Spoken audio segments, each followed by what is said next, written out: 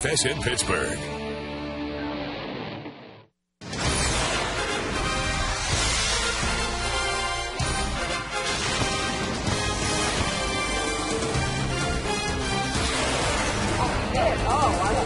What a day on Mazeroski Way as another Kids Day Sunday is here. The kids getting Andrew McCutcheon nightlights, but the brightest idea of all was to be here early and to see the unveiling of the new Bill Mazeroski statue. Many of his friends and teammates on hand to celebrate the occasion. Absolutely outstanding. And one of the speakers is with us here, and Steve Blash. And Steve, as a former teammate of Maz, this has to mean a lot to you, especially to see all the guys come back and honor him. Absolutely. Such an emotional day in so many ways, but such a great day in the proud history of the Pittsburgh Pirate franchise. The organization came up so big and put on a class act. The image outside on Mazeroski Way as you watch Bill and Mylene exit in their 1960 Bentley, the whole image catching people on Mazeroski Way, hanging off the rafters from PNC Park, just really got emotional, and it meant a lot to Maz, and he deserves every minute. He is absolutely the perfect fit for this city, this franchise, and the statue looks great. It means a lot to him. We're just thrilled to be a part of it. It's just a fabulous day. A blue-collar guy from the Ohio Valley. He said moments ago he used to fish in the Ohio River to eat, and all he ever wanted to do was be a Major League Baseball player. That's right. His nickname was Catfish. Yep, for good reason. He used to catch supper. Well, we've got a ball game here as the Washington Nationals and Pittsburgh Pirates will wrap up this three-game set. The pitching matchup, Jason Marquis for the Nationals, and Charlie Morton gets another start for the Pirates. Yeah, you really cannot consider it a marquee matchup, certainly, with these guys having tough ERAs. We'll have the first pitch and the lineups when we come back to PNC Park. Neil Walker, the Pittsburgh kid, had an opportunity to catch the first pitch thrown out today by number 9, the Hall of Famer, Bill Mazeroski. Big day in the Bird continues when the Nationals and Pirates play ball next.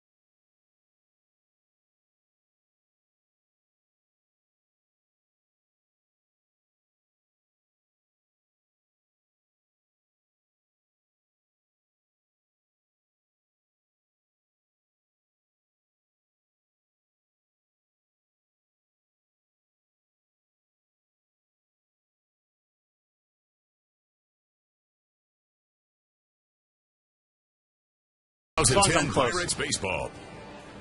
I'll take your word. I got you. Yep. Thank you.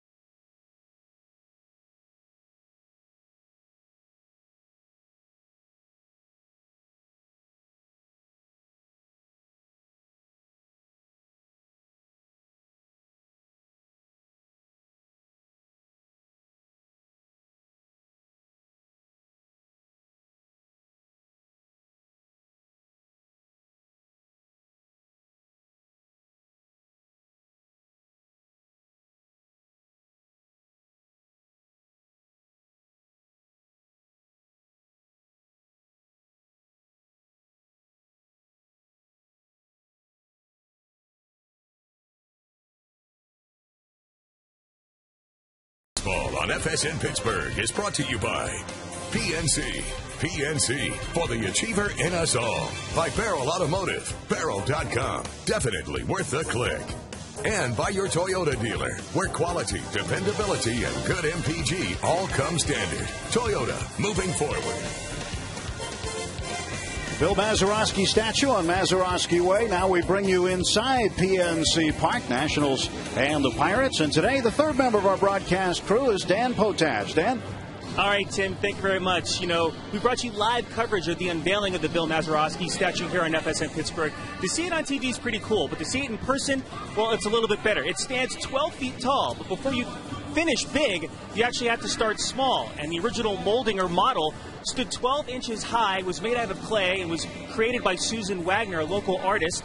And then after Maz approved it, it was bronzed and then made 12 feet tall, if you will. We'll talk about the production, how it came to be. You'll hear from Susan Wagner. You'll also hear from the man, Bill Mazeroski, and some of his former teammates. That and much more throughout this afternoon's ball game. Guys? Dan, thank you very much. Certainly will be informational, no question about it. We've seen that statue grow from what was a sidewalk to now will be a memorial to the greatest moment in Pittsburgh sports history, perhaps one of the greatest moments in baseball history. Just about set to get this one underway. Jim Riggleman sends his lineup this way, brought to you by Toyota. Niger Morgan, then Ian Desmond since the All-Star break, hitting .342. Zimmerman, Dunn, Bernardino, Morse, Kennedy, Wilson Ramos catching today, and Jason Marquis doing the pitching. Charlie Morton back and trying to get things on track. 1-10 with an ERA over 10. And we've been talking about this start since we found out about it. Pirates have to find out what they have or don't have in Charlie Morton. We know one thing. He has great stuff. And, you know, that's such an overused word. That's like potential. It starts to wear on you. And eventually, if it's potential or good stuff, it has to produce something very, very positive. And Charlie's certainly capable of that and needs to find that out. And needs to find it out pretty quickly. Well, he's got the power arm, and that's what a lot of pitchers would like to have, a guy who can throw in the mid-90s consistently. Got away from the fastball during his last outing and had worked on throwing more and more fastballs in between the last outing and this outing. And a new catcher today. Last time Ryan Doumit was there, he shook Ryan Doumit off a lot. And John Russell, Pirate skipper, said that Snyder would catch this game. And they worked with Charlie to not shake the catcher off as much and trust his fastball. Now there's the curve there. You saw Niger Morgan very late on a 93-mile-an-hour fastball. You see the bat Niger Morgan's using? That's an Andrew McCutchen bat. Yeah, and that's not all that uncommon with guys switching around bats and the fraternization there is these days. 2-2, fastball in, count full, 3-2 to Niger Morgan. 93 miles an hour. So this is the 12th start overall for Charlie. You look at his chart, he's actually had 4. It looks like a total disaster, but he has had 4 above average starts, but that's not enough when you think about 11 overall. Again, behind 93 miles an hour, looking for the fastball, and that's the kind of fastball Charlie has. Niger Morgan is a contact kind of a guy. Usually you don't see the contact guys that late on their swing, but 93 with some authority. He's been late a couple times. Tabata playing shallow and over toward the line and left.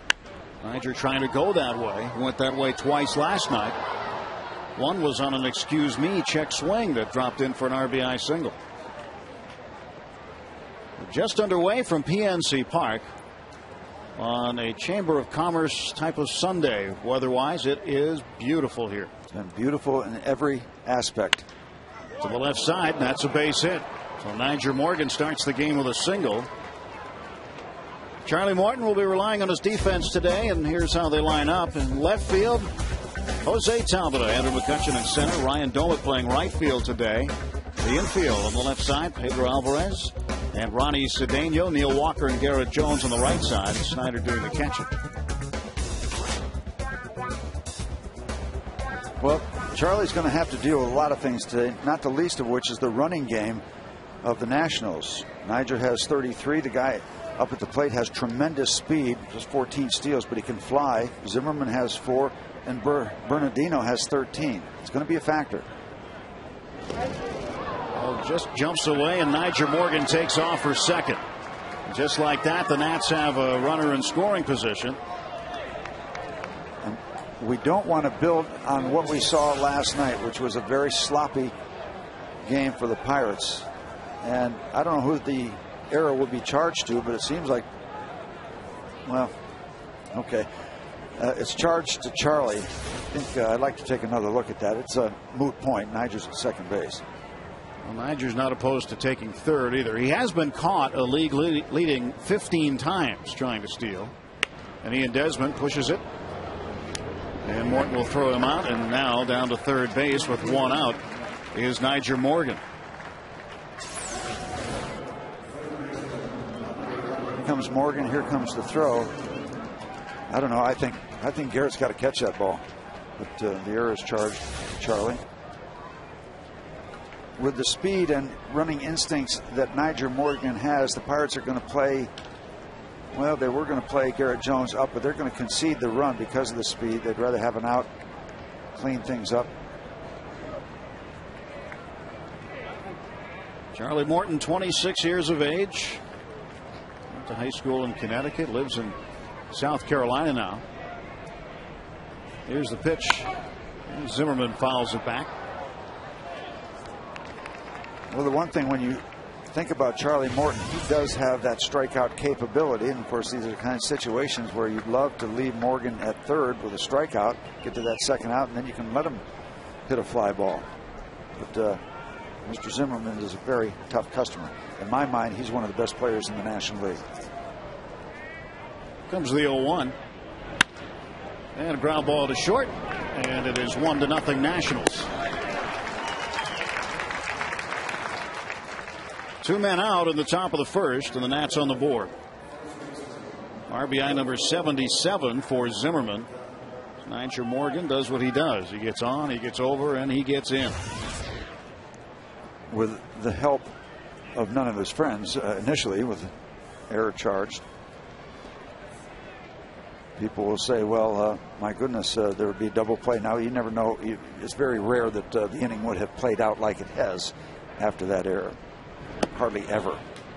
So you can't say that would have been a double play. Big Adam Dunn.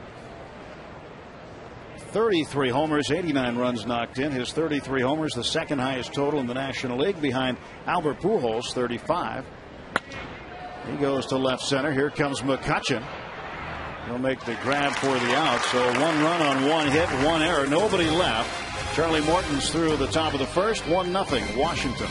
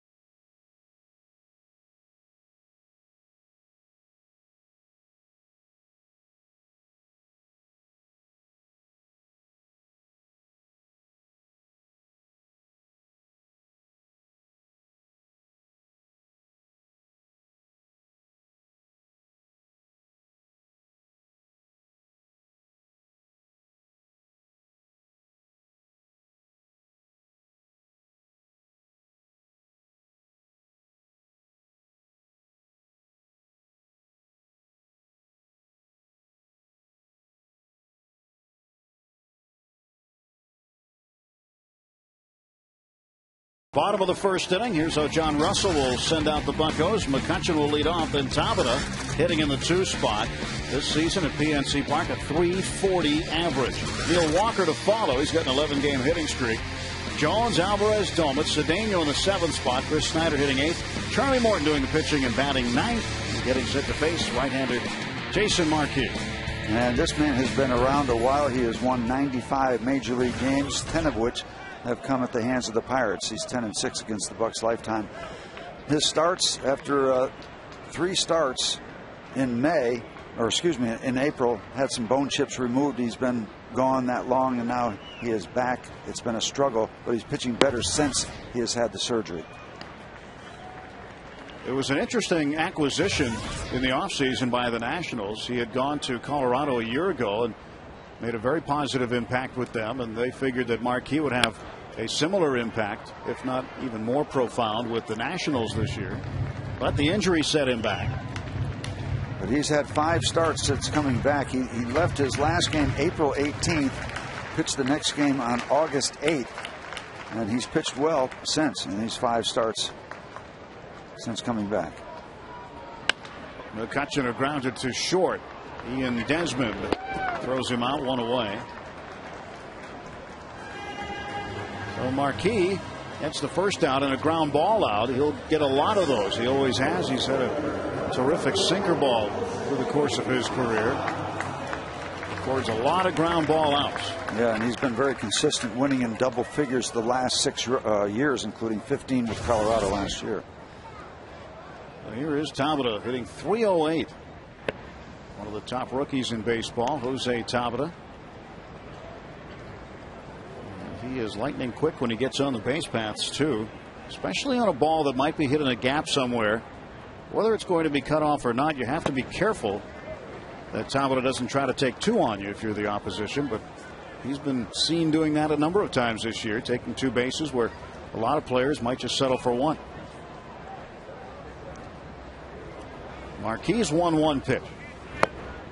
1-2. I'll tell you, Jason Marquis is not bothered by a high ERA. Several years ago with the Cardinals, he won 14 games with an ERA of 6. How does that happen? I don't understand how that happens. You get some runs behind you. A lot of runs. 2-2 now to Tabata. I guess it's the opposite of Bob Gibson in 1968 when he had the 1.12 ERA and was 22-9. Who beat him 9 times? Well, in Marquis' case, he must have won some games 7-6. Oh yeah, yeah. He's got a full count now on Tabata.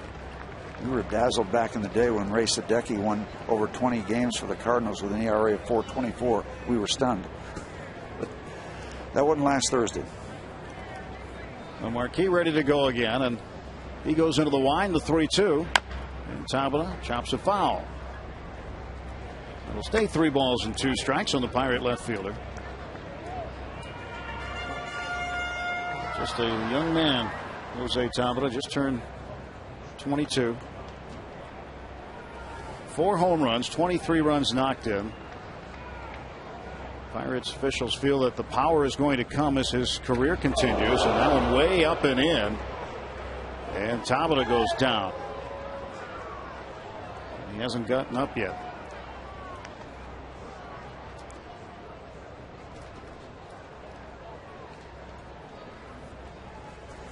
3-2 pitch got away from Marquis and caught part of the hand or the wrist of Jose Tabata.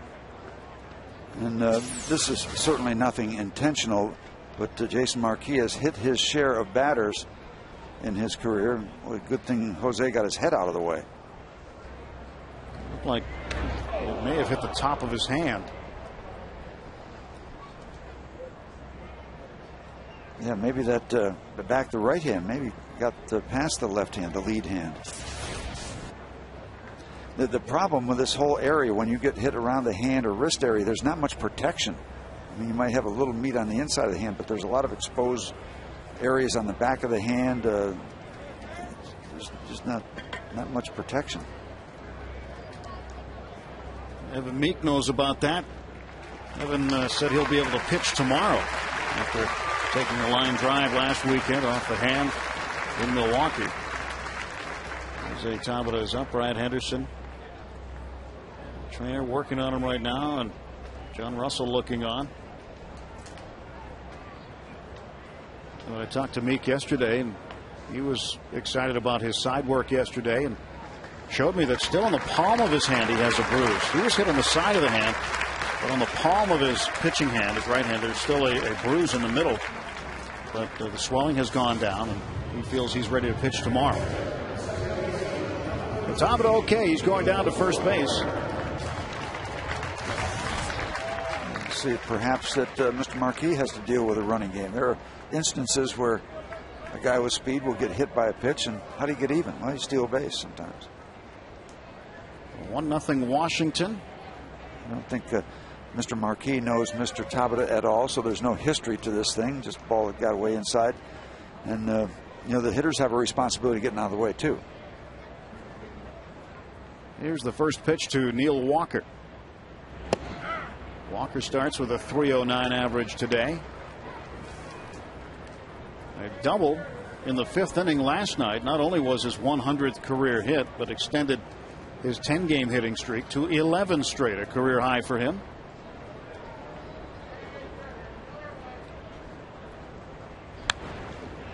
Nothing in 2. Prior to the game, Neil Walker got to share a moment with Bill Mazeroski. He's the number 9. He points out to the Maz sign. He got to catch the ceremonial first pitch, which was a strike, by the way. And don't think that wasn't a thrill for Neil Walker, second baseman, talking to the best that ever played that position. The best that ever played it. Nothing in 2 to Walker. There goes Tabata. Walker swings and drives it to right center field. Coming on to make the catch is Morse, and they'll have Tabata doubled up easily at first base. So the Bucs done in the first. We'll head to the second. Washington with a 1-0 lead.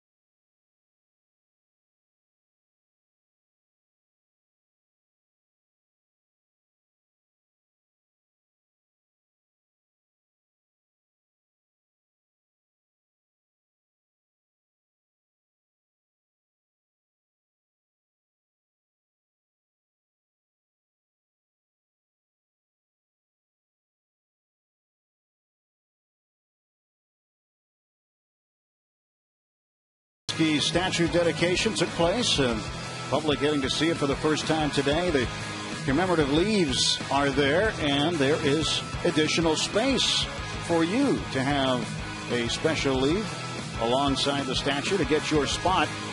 1-877-MAZ-1960. 1-877-MAZ-1960. A limited number are still available, and orders will be taken on a first-come, first-served basis. If you leave me now, yeah, get your name up on it, be a part of that. It's what was so special, the emotional level, the energy level out there on Mazeroski Way. That will be a singular moment. That image of the folks just all wanting to be a part of that on a postcard day. I mean, this is special stuff. Special, absolutely special. In the history of this organization. Roger Bernardina, 1 ball, no strikes. Left fielder for the Nationals, batting left-handed. And you can never start a list because you'll never acknowledge all the people involved. But a special tip of the cap to Christine Surkach, who has a lot to do with coordinating all of this. There are so many people involved, in corporations and supporters. But Chris, you did a great job. It was a proud moment for this Buckle organization. And the little things that you have to think about that nobody thinks about, she thinks about. Yep. Details, so many details. And it went off without a hitch.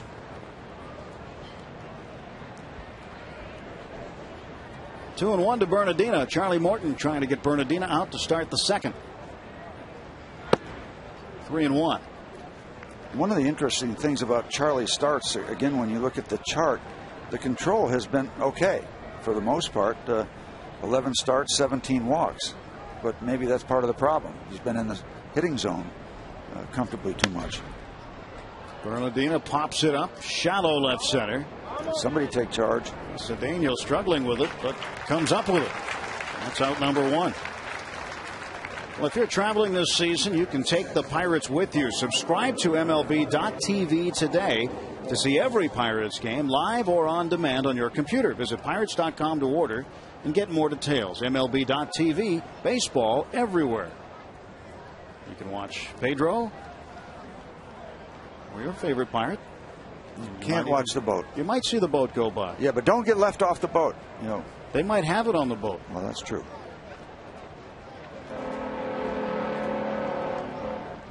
Been a majestic day. Even that fits the day. The Pirates just need to cooperate and get a W. Great shot of downtown from the ballpark. Sky lying under a beautiful sky. 0-1 to Morse.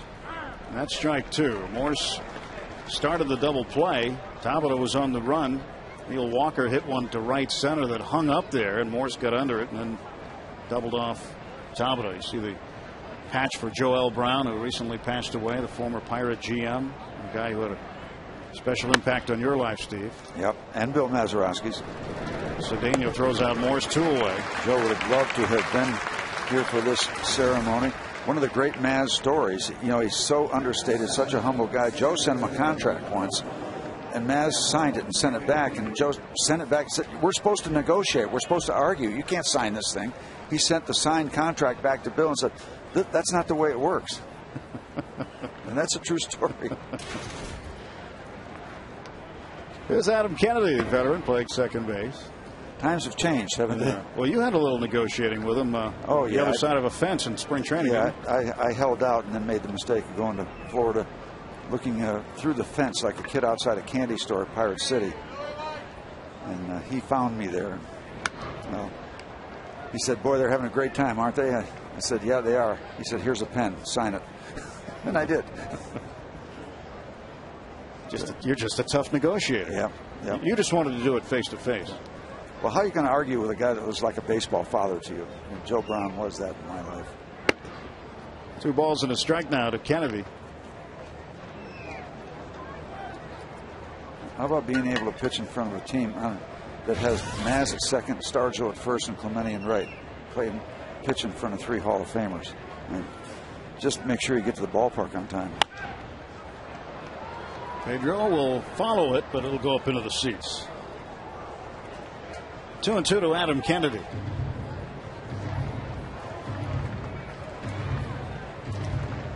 Yeah, I remember talking to Bill Verdon in spring training about playing center field behind Maz, and he said you didn't have to back up much or chase much that was hit on the ground because Maz was going to get it.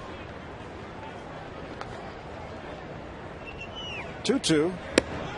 Well, the count full to Kennedy. How about Maz coming up and back and tapping me on the shoulder? I'm getting ready to start a game against Sandy Koufax. Only me and the laundryman know how nervous I am. And said, pitch a shutout, kid, and we'll play for a tie.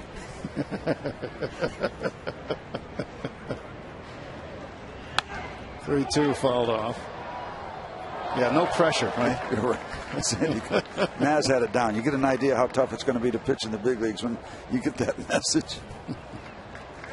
But it was certainly reassuring to have him back there when you're on the mound. People used to accuse me of walking people just to set up a double play opportunity for he and Gene Alley. 3-2's high ball 4. Kennedy aboard with 2 down. I didn't need that inspiration. I was able to walk people on my own with no motivation, but they could turn it. Bill and Dick Groh could turn it, and Bill and Gene Alley could turn it. Great double play combinations. 1966, a record 161. Yep. Still stands. Used to call Maz all kind of nicknames, from Catfish when he was growing up to No Hands. You know, and I think Gino Simoli told it best one time when he said, the ball goes from the shortstop over towards second, and it just changes direction. Nobody knows how, but Maz was standing there. Here's Wilson Ramos, who rips it foul down the left field side. Rick Eckstein is the third base coach today, filling in for Pat Listash, who begins a 3-game suspension over the brawl with Miami last week. The first suspension has been served. Jim Riggleman, the skipper for the Nationals, sat out the first 2 games of this series. John McLaren, the bench coach, was the acting manager. Now Riggleman back in the dugout today. And for Nyjer Morgan, at least 8 games coming for him. And, well, maybe, but we'll see on the 10th of September when there's the appeal hearing. Jim Riggleman. He's been around. Take a look at the resume. This guy knows what it is to manage a major league team. 1 ball, 1 strike to Ramos. Doesn't have a hit yet as a National. Kennedy takes off, and Ramos hits one up in the air to right. And in front of the warning track is Ryan Doumit to retire the Nationals in the second. An emotional Bill Mazeroski a little while ago outside PNC Park.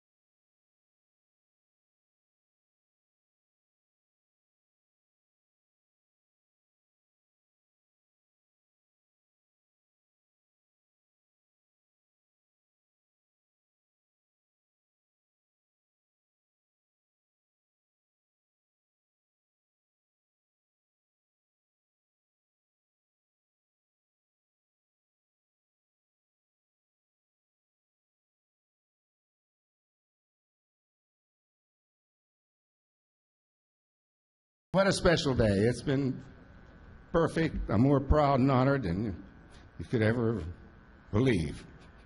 Thanks. I'll tell you, if you don't get emotional when you hear that, and the closer you are to him, the more emotional you get. That response is from the heart. It just absolutely is. Much the same way it was delivered in Cooperstown. Only he got through this one. Barely. Barely. Yeah, but he made it. So Garrett Jones will lead off the bottom of the second inning. 1-0 Washington, and Jones hits one high in the air toward left field. Roger Bernardino, staying in fair ground, makes the catch, and there is one away. Take a look at the good word and from his speech in Cooperstown. I've got 12 pages here. That's not me. I thought that when the Pirates retired my number, that would be the greatest thing that ever happened to me. This is harder. I think you can flush these 12 pages down the drain. I'd like to thank all the friends and family who made this long trek up here to listen to me speak and hear this crap. And that was it. And then it went down. It just went. It dissolved. I didn't want to be disrespectful, but when I had the chance to talk today, I was going to say, boy, I can't wait to hear the second half of Maz's induction speak at Cooperstown, but that wouldn't have been the right thing to say. You wanted to hear the other 11 pages? Well, the whole audience, we could just start crying, and that would have been it. That would have been the script. But I was up there that day. It was a smoking hot day. And you talk about the emotions of Hall of Famers. The most sincere and heartfelt acceptance induction speech they ever heard. And talk about from the heart. Neat shirt, huh? Well, see, this is the legacy. That's the memory that I don't think that's ever going to go. There are some special things that just don't go away. The Clemente legacy, the Stargell legacy, the Bill Mazeroski legacy, and he is still able to experience it. And it's difficult for him because he's not by choice a public kind of a guy, but you know it makes his heart feel good. Pedro down on strikes, 2 away. Ryan Doumit will be the hitter. Now for the younger kids and the younger generation who did not see the 60 team play, you hear the stories, and then 50 years later, you get to see the man. Mm-hmm. And that was a special team, and Maz has never failed to acknowledge that. They found ways to come back and win. They didn't have the big boppers, but somehow they found ways to get it done. Joe Brown was talking about that when he was here with the 60 reunion before he passed away. They found ways to do it. Somebody get a hit. They keep it going the 9th inning, win an extra innings. They found ways.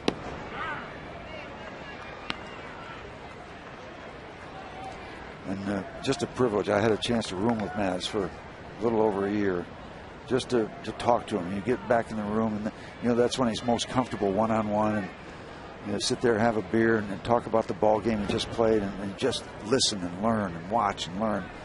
As long as you kept your mouth shut around Bill Mazeroski and just watched him, you could learn so much about the game of baseball, and a few life lessons along the way too. And I mean that. It was a privilege to be on a team that had Bill Mazeroski. Ryan Doumit bangs a single to center.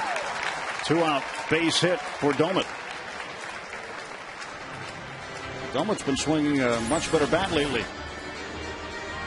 Ball hit right on the button, out to center field.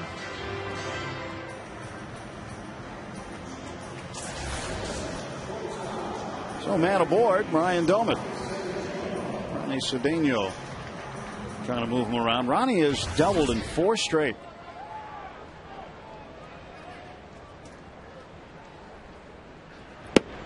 Takes strike 1.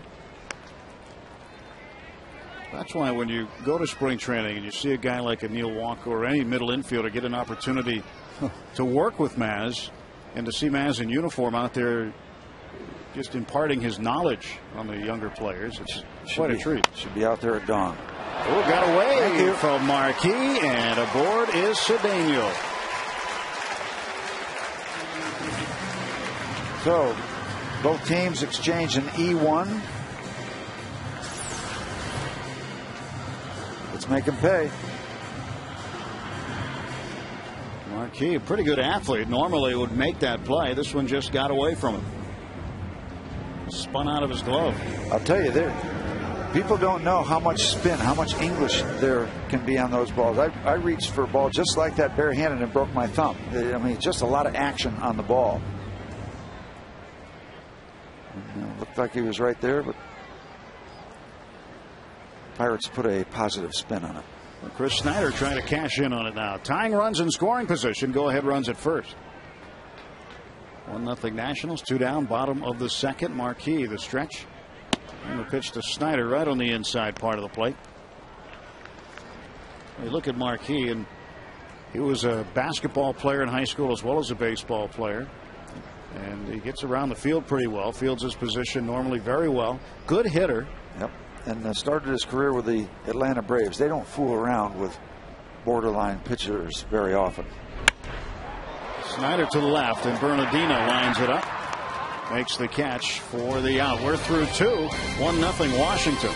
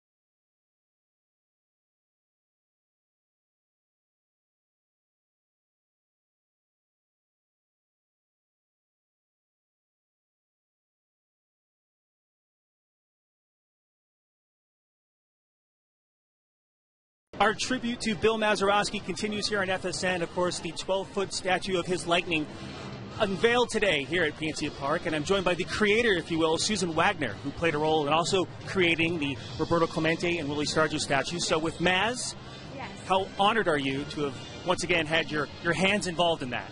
I'm very honored. I mean, I met Mazeroski years ago at a Pirates Fan Fest, and we were chatting a little bit, and he stopped and he looked at me and said, "You know, Susan, if they ever do a statue of me, I hope you get to sculpt it." And I said, "I'm honored. Thank you. I would love to." And little did we both know that years ago we'd get our wish. Now, we have some photos of the statue in its early stages when it was 12 inches tall. And, of course, you worked on it as it grew to 12 feet tall. How many hours are involved in creating something like that? Okay, I don't know. I don't count the hours. I just work until it's done. Oh, you're not paid by the hour? Oh, no. No. But in general, these large sculptures take about a year between all the way from the concept until it's installed as a finished bronze. So about a year off and on. And I sculpted 12-foot. I work on scaffolding and ladders, and then hand it over to the foundry. Of the three that you've created here for the Pirates, any one more challenging than the other? Actually, no.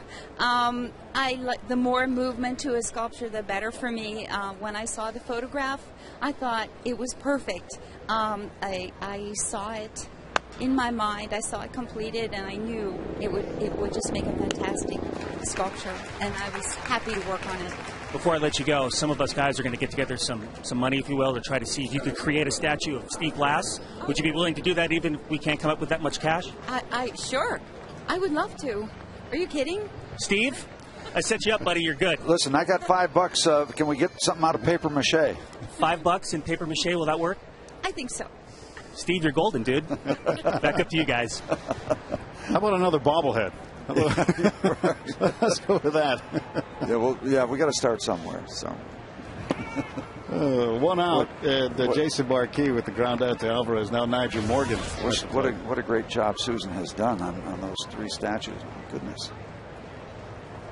About a year off and on, she said. It takes and all three have captured those men.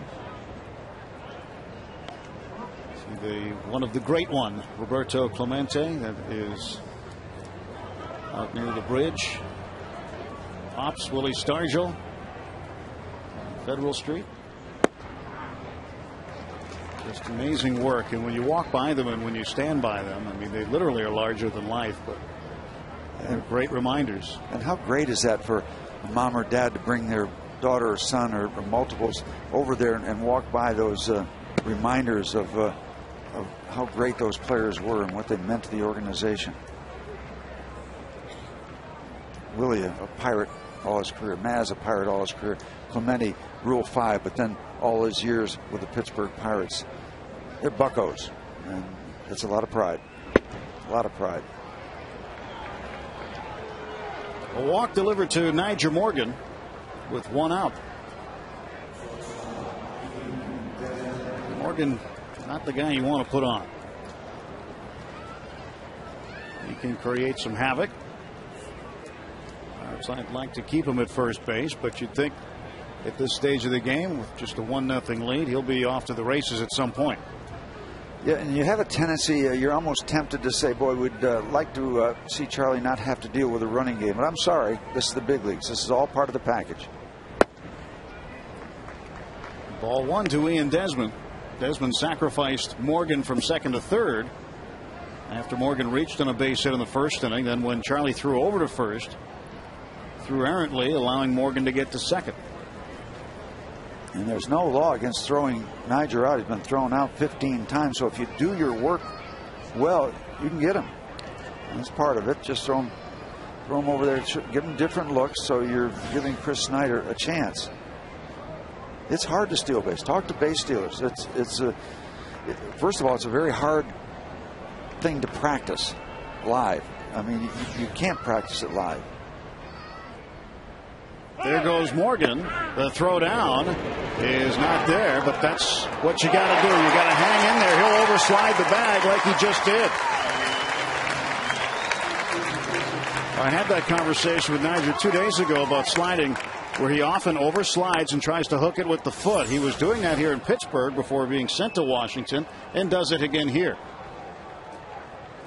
All the way across the bag, you lose contact, and the umpires know this, so they're watching him. Yep.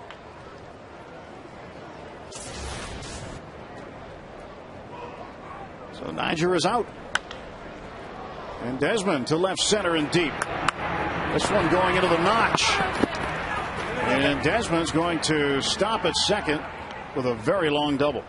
And that's amazing to me because he can absolutely fly. I'm stunned that he's not at third base.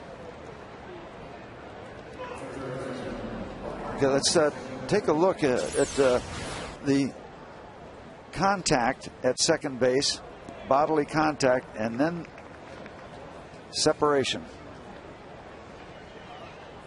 Good job by Ronnie. He knows that Niger has a tendency to do that, and everybody's aware of it. The defensive player, the umpires, thanks to the AGH camera. What a treat that has been to see those images throughout the season. 2 outs, 1 on. Ryan Zimmerman, the hitter. Is that good 94-mile-an-hour Charlie Morton fastball? Now, on that slide last year, what the Pirates tried to do with Niger is tried to get him to slide straight into the bag so that the base actually would literally hit him in the chest and slow him down. But he continues to slide to the side of the bag, catching it with the left hand. And you notice the wrist protector he's got on there, too. Ground ball to second. And Walker throws out Zimmerman. And that does it for the Nats in the third.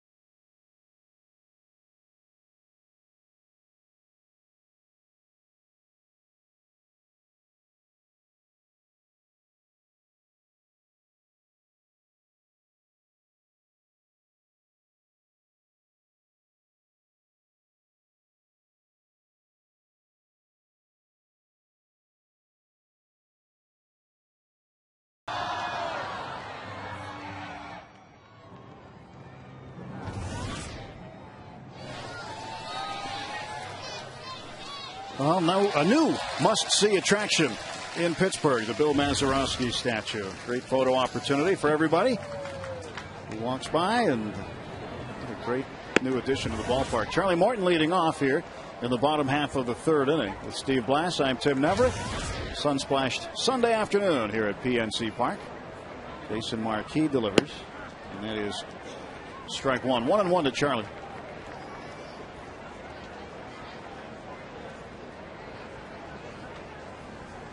It'll be Morton in the top of the order, Andrew McCutchen and Jose Tabata. 1-2. Take a look at Jason Marquis, how he lines up. Not from the stretch. He's got nobody on base, but very unusual. He's got the back foot on the rubber, but he starts with the other foot in front of the rubber. You just don't see that, but seems to work very nicely right there. And Charlie down on strikes. How about our Barrel Automotive League leaders stat? We go back to 1956 to 1972. RBIs as a middle infielder. It's not even close. Mazeroski with 853. Some other great players right behind him. Aparicio, Cardenas, Grote, and McAuliffe. But Maz led them all. Barrel Automotive, definitely worth the click.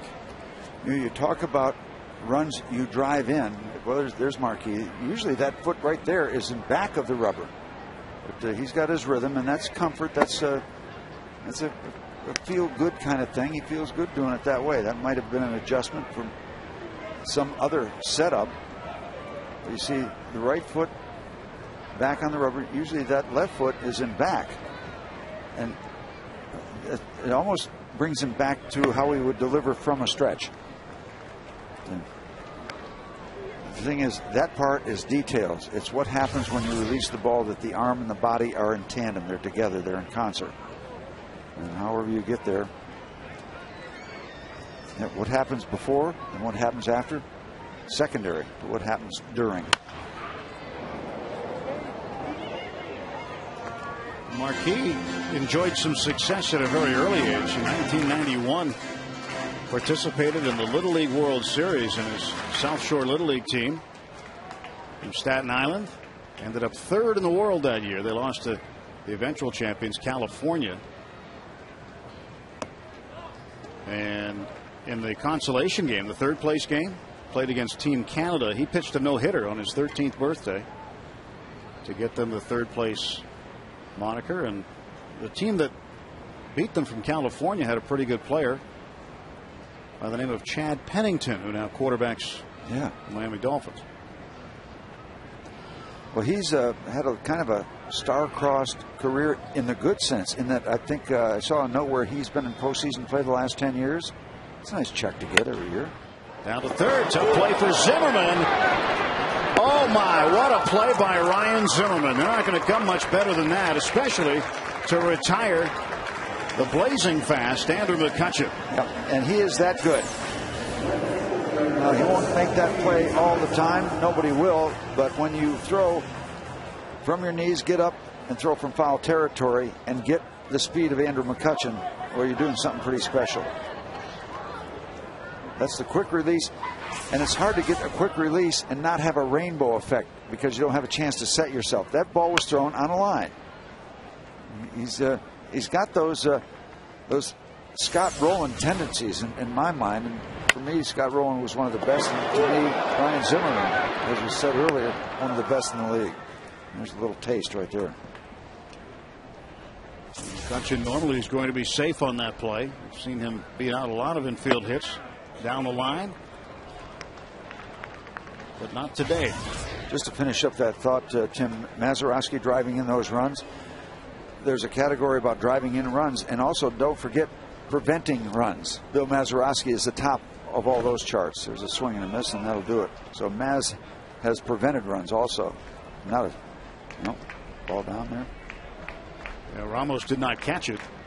So the foul ball for Tabata. He stays alive. No balls and 2 strikes. I don't know if they can keep track of that, but Maz prevented a lot of runs. So you get a run driven in, a run prevented.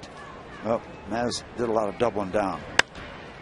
Takes advantage of the drop third strike and drives one into center field. Base hit for Jose.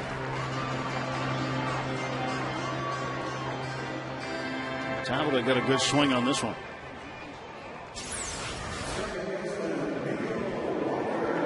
Goes right down there.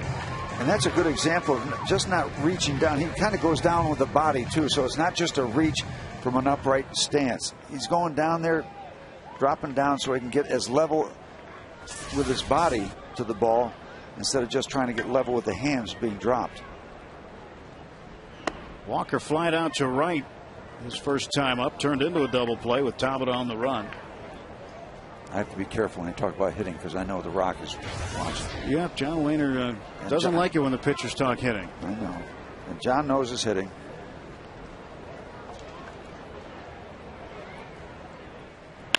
Walker hits this one. But I feel like I'm a little bit of an authority. I gave up enough hits. You gave up enough, so you have seen it from the other side. Yeah, I know good hitters when I see them. I don't know how they do it technically most of the time, but little bluff here and there. 1-1 the count to Neil Walker. I know that sound, though. There's this very special sound when they get it flush. You don't want to turn around and look.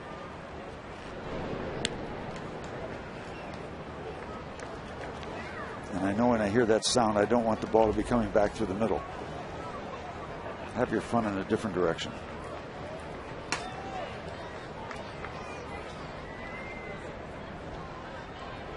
Ball and a strike to Walker. Marquis ready to go. And Neil laces one down into the right field corner. Rounding second is Tabata. He will be held there. A double for Neil Walker. And the Pirates with runners at second and third and 2 men out. There's that sound, the sound I was just talking about. A ball just being laced. Raked down into the right field corner. And Walker extends his career high hitting streak to 12 games. That second baseman that he was catching with the first pitch ceremony would like that. Good recovery by Morris.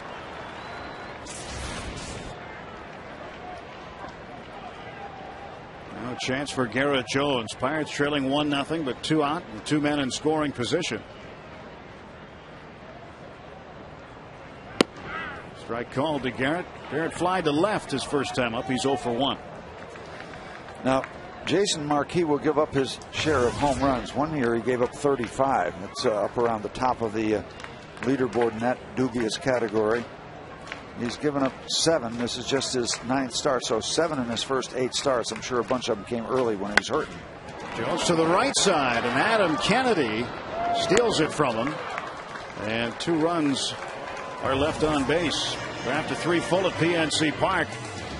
It's still a 1-0 Washington Nationals lead. The leaves outside on the Bill Mazeroski statue. What a great sight.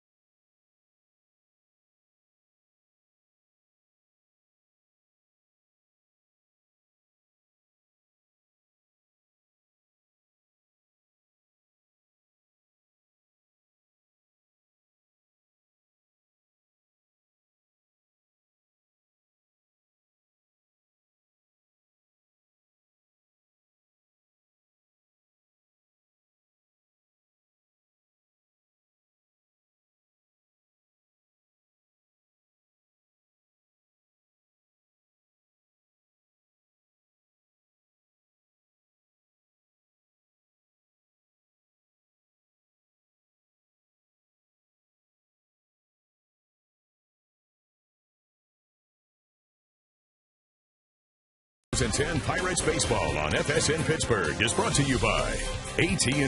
Rethink possible. And by Day Automotive. We're going to make your day.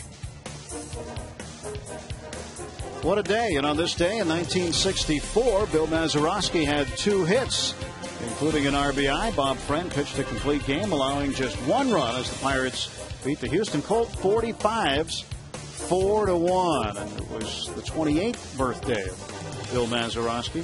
This day, 1964. Thanks to our friends at Day Automotive. Celebrating birthday 74 today. What a nice celebration it is indeed. 1-0 Washington. Top of the 4th. Adam Dunn leads off. Shift is on. Nobody on the left side. Pedro shading second base. And the ball goes high and deep to left.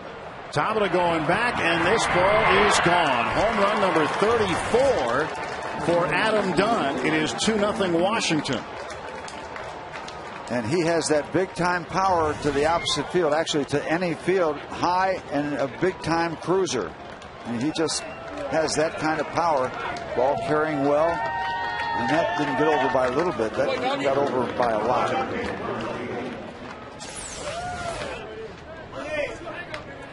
He is a masher. Second in the National League in home runs behind Pujols. Pujols with 35, and now Dunn one behind him with 34. That's his 90th run batted in on the season, too. Roger Bernardino 0 for 1. 14th home run given up by Morton this season. We see these kind of home runs by the big power guys. Garrett Jones will give you this kind of carry on a high fly ball that just never stops cruising. You see, that looked like it was going to get out a little bit, and it well up, almost up into the second deck. 1-1 to Bernardino. Now it's 2-1. Yeah, right off the bat, wasn't sure not whether that was going to go out the way Tabata started to break back on it. But then the ball just wouldn't stop flying. 2-2 to Bernardino. I was curious as to whether that game we just showed on Maz's birthday was in Houston, because that's before they moved into the Dome. They moved into the Dome the next year, 64, was at Colt Stadium.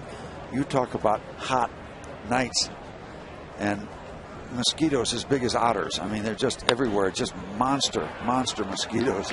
It was wild playing there. I'm glad they got the thing indoors with air conditioning.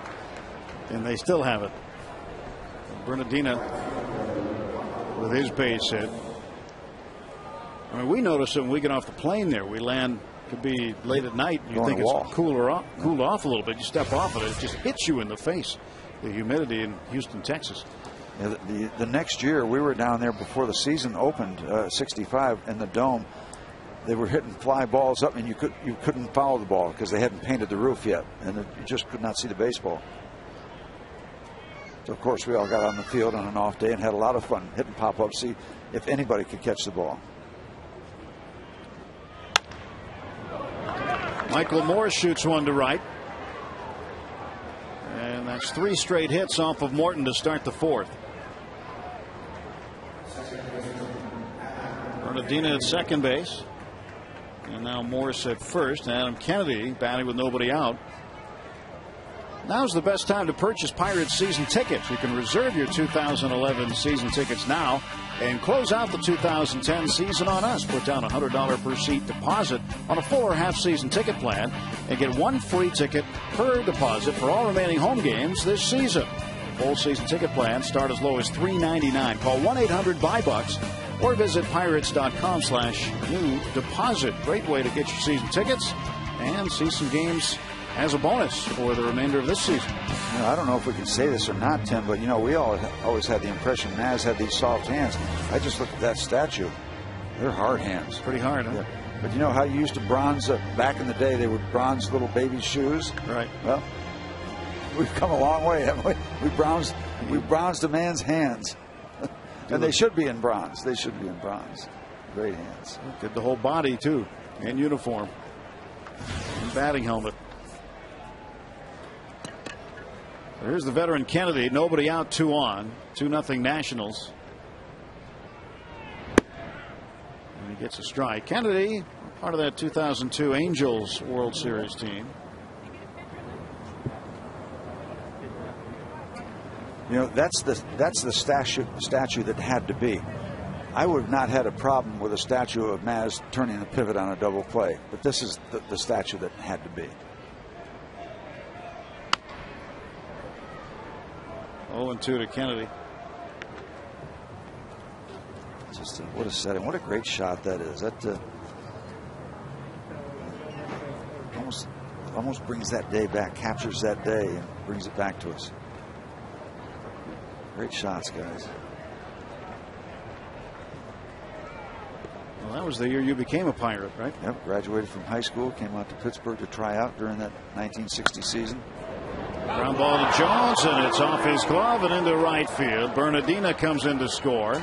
3-0 Washington. Not the easiest hop, but Garrett would tell you he should have got it. And an error is charged to Garrett Jones. Ball hit hard, but Garrett is there. Doesn't get it.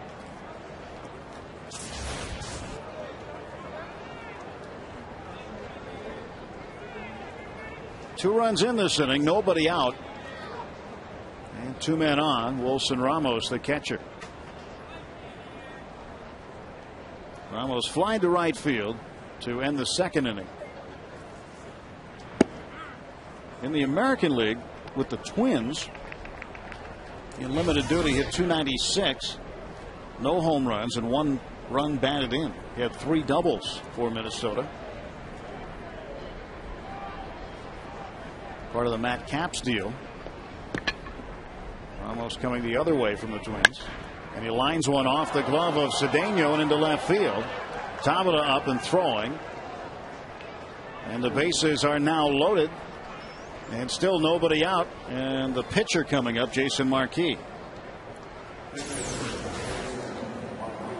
They are hitting these balls. There's nothing cheap about these balls. Now, a couple of them could they've been caught. Yep, but the fact remains that as a manager and a pitching coach, you're seeing the contact and you're hearing the crack of the bat. They're hitting the ball very solidly. A little bit of scrambling now in the Pirates bullpen going on.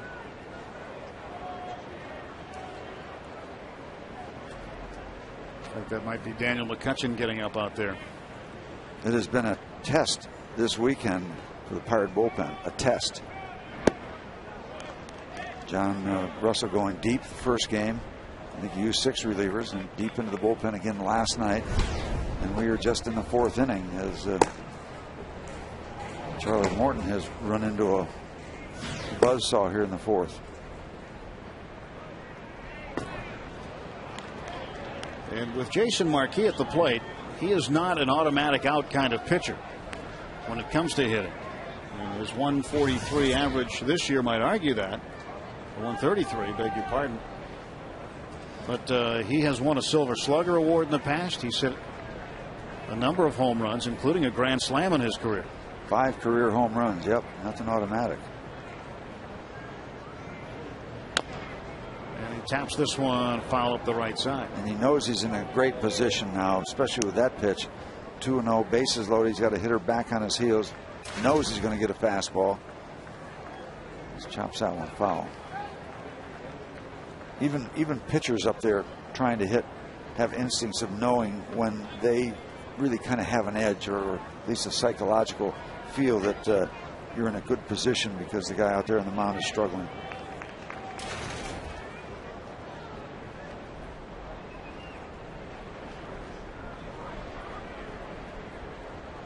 Two and 1 to Marquis. And Charlie Morton in a jam right now. 2 balls and 2 strikes. Over at third base, Mike Morse. Adam Kennedy reached in an error. He's at second. And Wilson Ramos, his first hit with the Washington Nationals. He's at first base.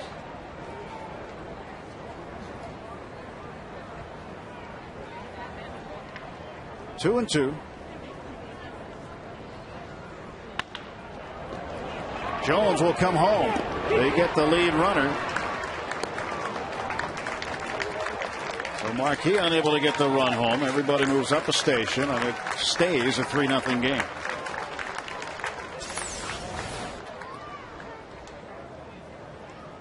Chop to Garrett. And good hustle by Jason Marquis to eliminate the throw going to first base. 90% of the time when you've got the pitcher doing that, you'll get that 3-2, back to 3 or back to 4, 3-2-4, whatever it is going to take. 3-2-3 would have been the situation there.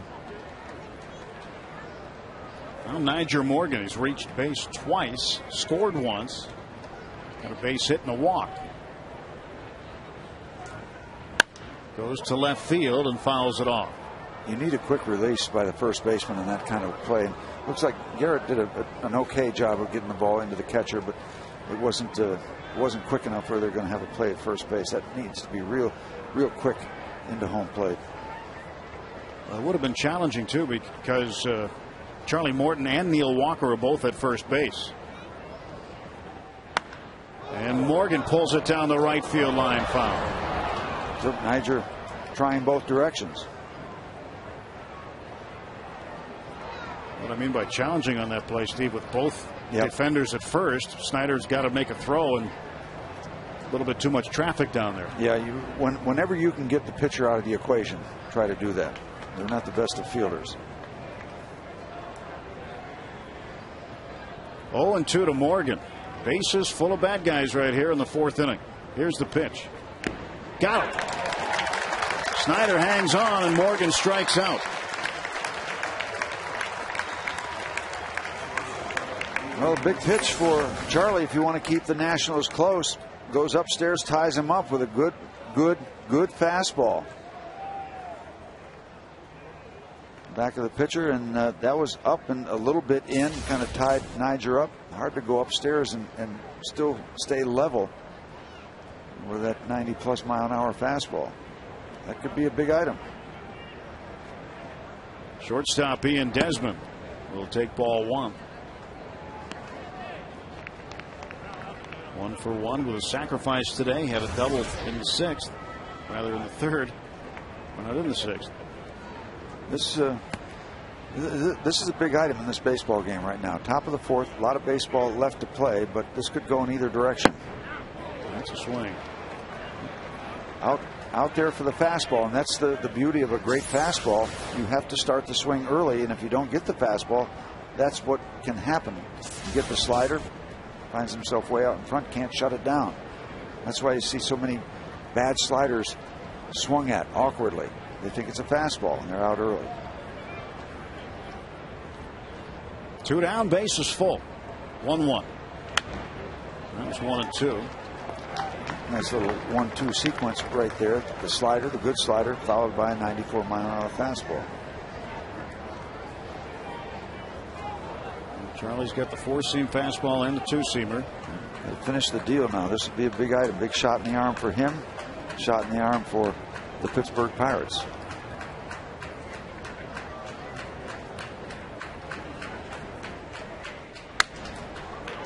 Out of play. It'll stay a 1-ball, 2-strike count to Ian Desmond. Broke his bat, he'll get another.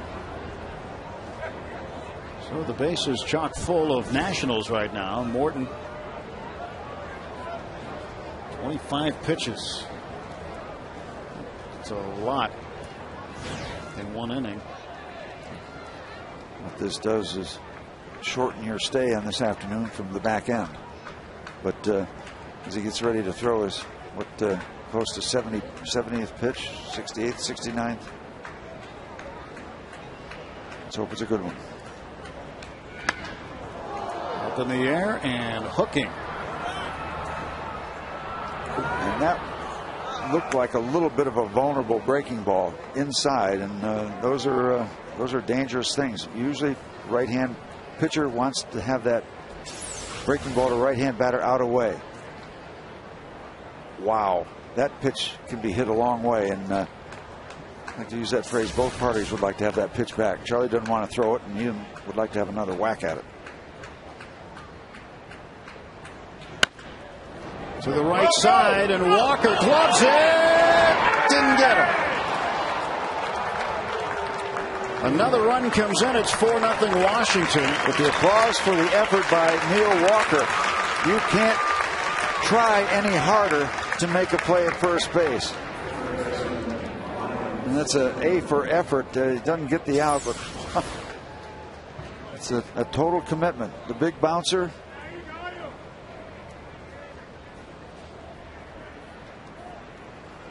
He did everything but get the out at first base. And again, he's working against a guy with a lot of speed in Ian Desmond.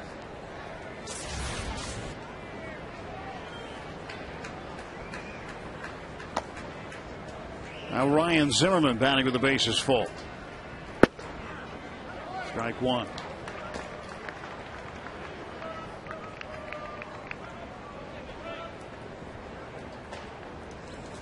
Walker perhaps saving another run. Indeed. Here's that run prevention we were talking about before. Yep, save a run.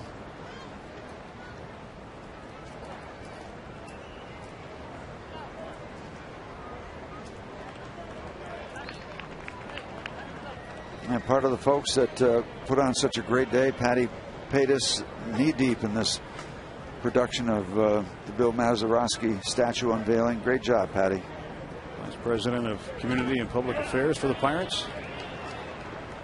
And there is a strike. 0-2 to Ryan Zimmerman.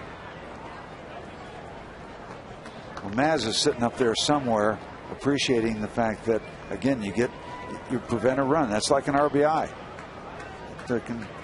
It's a plus on either side of the ledger. You knock one in or you save one. No balls, 2 strikes to Zimmerman, and Charlie Morton needs a pitch. Now, do they keep track of that stat? A legitimate question of runs saved. I don't know if you can. I'm sure somebody does. It's kind of a gray area. Bill James, who keeps track of people breathing. You know how many times you tie your shoe. He's got everything. But there are so many stats and so many acronyms, you can't keep track of them all. Well, yeah, and you can lose track of real value in that blur of numbers. Ground ball wide to third. The thing with a number of these baseball acronyms, and there are people who put great stock and great value in them. I don't know. I think runs scored is just as good a stat as any. But you can take numbers in baseball and twist them to fit anything you want. Yep. And there is a need for organizations, and it's a tool. To what extent? The old timers will give you a big time argument against too many, and the current guys will tell you that they're valuable. And that is a base hit up the middle. Coming in is Ramos. Marquis right behind him. 2 more runs are in, and it is 6-0 Washington. And the day for Charlie Morton is coming to an end. John Russell has seen enough. He's coming out to get Morton, who has had 2 bad starts now since returning from the minor leagues. Nationals have batted around here in the 4th. Couldn't get that elusive third out. 2-run single. And the Columbia Gas 8-1-1 call to the pen has been made. Daniel McCutchen will be the new Pirate pitcher.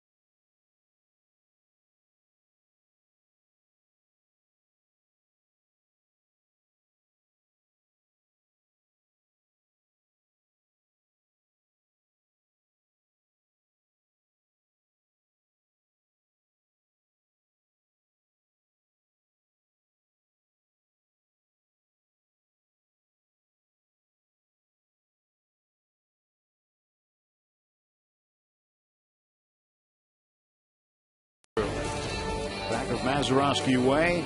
A great backdrop, too.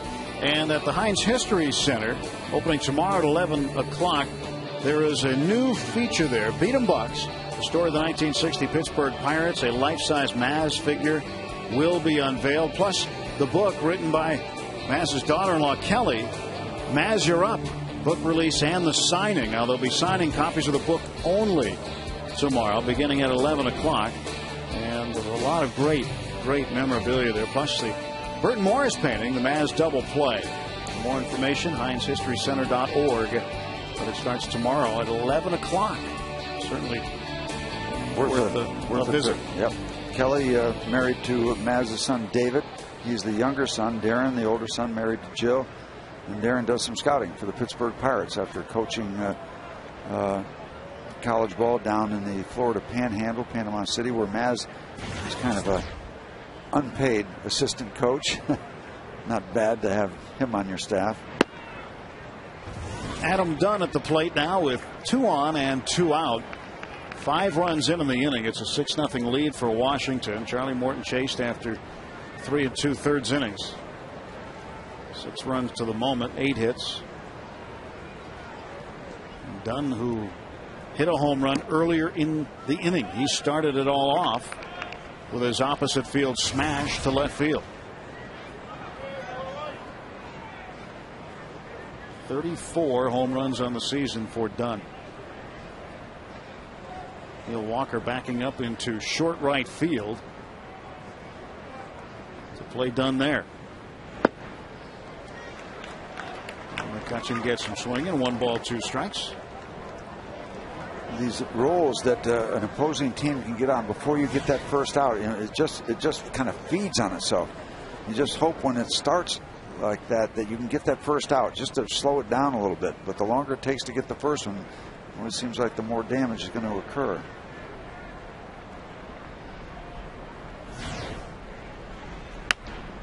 Fouled off. And from the pitching standpoint, news doesn't get much better for the Pirates, as Jeff Karstens, tomorrow's scheduled starter, is not going to make that start. He's going to have to skip another start with a sore arm.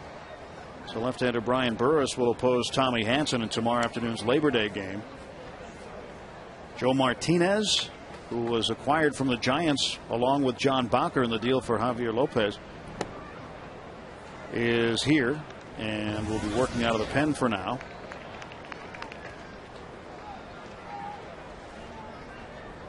The Braves make their last appearance, their second appearance of the year. The last go-around that you're going to see from Bobby Cox, future Hall of Fame manager.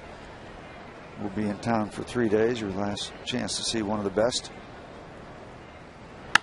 Dunn up in the air to center field and deep. Nope, not by. On the track. This one hangs up. Thank you. Keep your mouth shut, Steve. That's an out. 5 runs in for the Nationals in the 4th.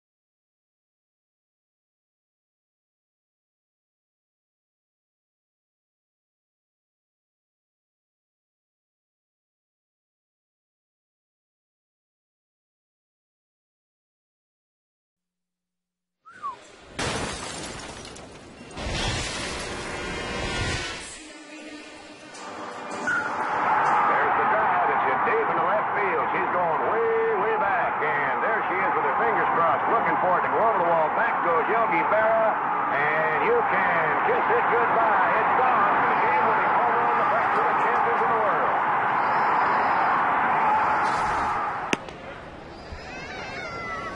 And that's today's Cold Hard Blast. Brought to you by Coors Light, the world's most refreshing beer. Right over that mark, 1960, October 13th at 3:36 in the afternoon. And Pedro Alvarez hammers one deep right center, way back, and it is gone. Home run, Pedro. El Toro strikes again. Home run number 11.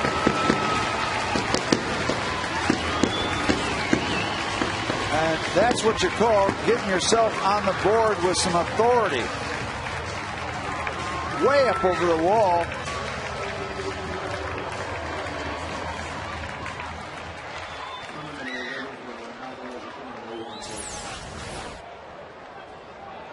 We told you that Marquis gives up some long taters, and this is a long tater.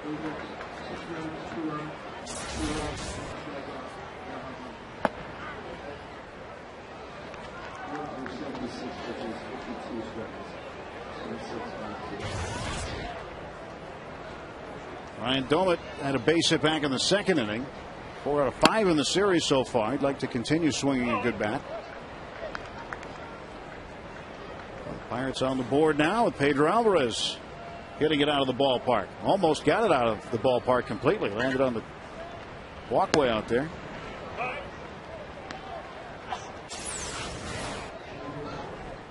I don't know what the tail of the tape is, but the first number is going to be a 4. Oh, it almost hit the parrot. And Doumit bangs one to center field. Nyjer Morgan coming on, and does he make it? Yes, he does. Tremendous catch for Nyjer Morgan to rob Ryan Doumit of a hit. Now that's the legitimate commitment onto the ground to make a play. Sometimes these guys will go down just to kind of stay at eye level. But Nyjer got that glove right down on the turf.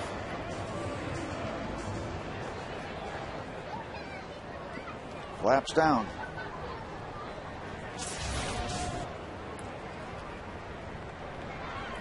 Nyjer going to play every day until he finds out his fate 5 days from now. There's an appeal hearing, Major League Baseball, and he may be sitting out for quite some time. And then the challenge at that point for Jim Riggleman is to find at-bats for as many other guys as he can without Morgan in the lineup. And Riggleman said the other day that Nyjer hadn't been too happy recently when he was sent from the leadoff spot down to the number 8 spot in the order, and that was right around the time he started running over catchers and stealing bases down 11 runs and things like that, charging the mound.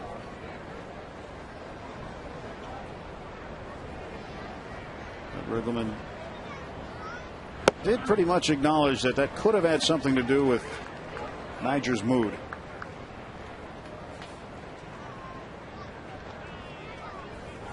And Morgan has said he didn't see anything wrong with what he's done. He's trying to play the game hard. And there's another double for Ronnie Cedeno. He's now doubled in 5 straight games.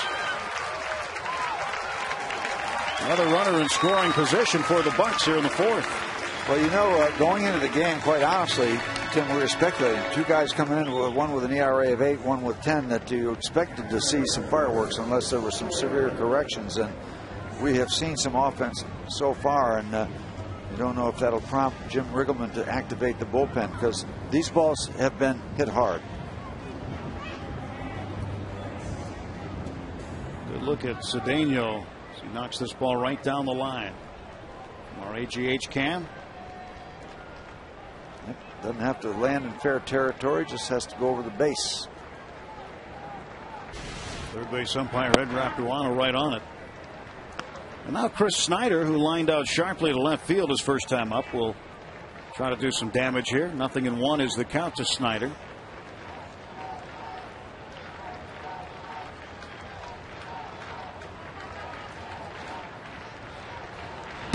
It's inside, 1-1. 447-foot home run by Pedro Alvarez has the Pirates on the board. Safe Auto reminds you you're safe at home with Safe Auto, proudly supporting the Obadiah Cole Foundation for prostate cancer screening and awareness. Early detection is the cure. Snyder down the left field line. That one is going to be a foul ball. We'll have to put that camera that looks down the left field line. This could not have missed by much.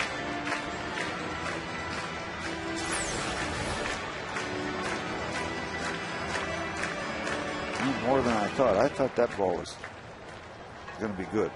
Wishful thinking.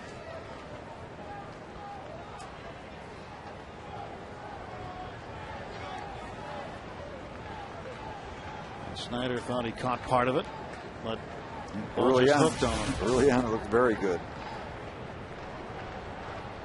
1 out, 1 on. And the 1-2. In the dirt, 2 balls, 2 strikes to Snyder. Of course, we do have to keep in mind that 8 ERA for Jason Marquis mostly established in those first 3 starts when he was hurt before the surgery. His ERA since then, I don't know the actual numbers, but they're probably right around 4. So a lot of the damage to that ERA was in those first 3 starts.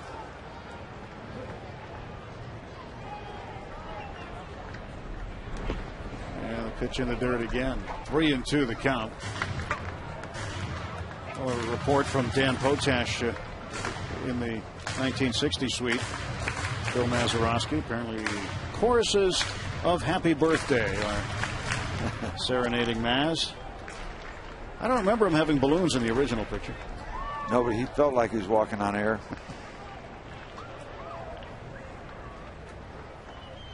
Snyder down the left side again. That's foul. Somebody asked me today that Maz said when he hit that home run from second to home, felt like his feet didn't touch the ground. Well, gee, I wonder if he touched third base. I think it's late for an appeal. But statute of limitations has run out. What exuberance running around the bases on that. I mean, just, you can't even imagine. Snyder getting around on some pitches, fouling him off. By the way, I want to send best wishes up to Bob Wiles up in Warren, PA. Warren, PA. Was there at Forbes Field when Maz hit the home run. Got a call from a member of his family. Just wanted to express the wishes of all the people that were there in that ballpark. 1.2 million that day.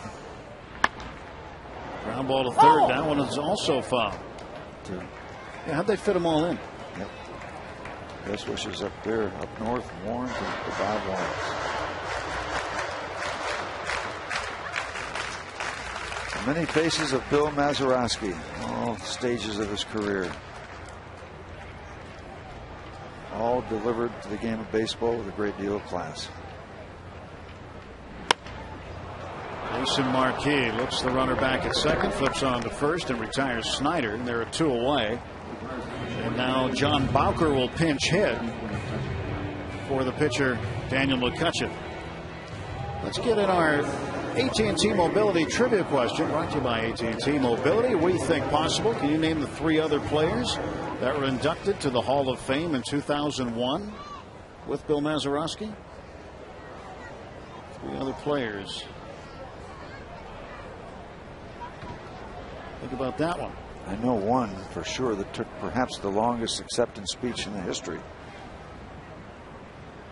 John Bowker rolls it to the right side. Adam Dunn bobbles it and feeds Jason Marquis for the final out of the 4th. Bucks get a run on 2 hits, and Pedro Alvarez hits it out.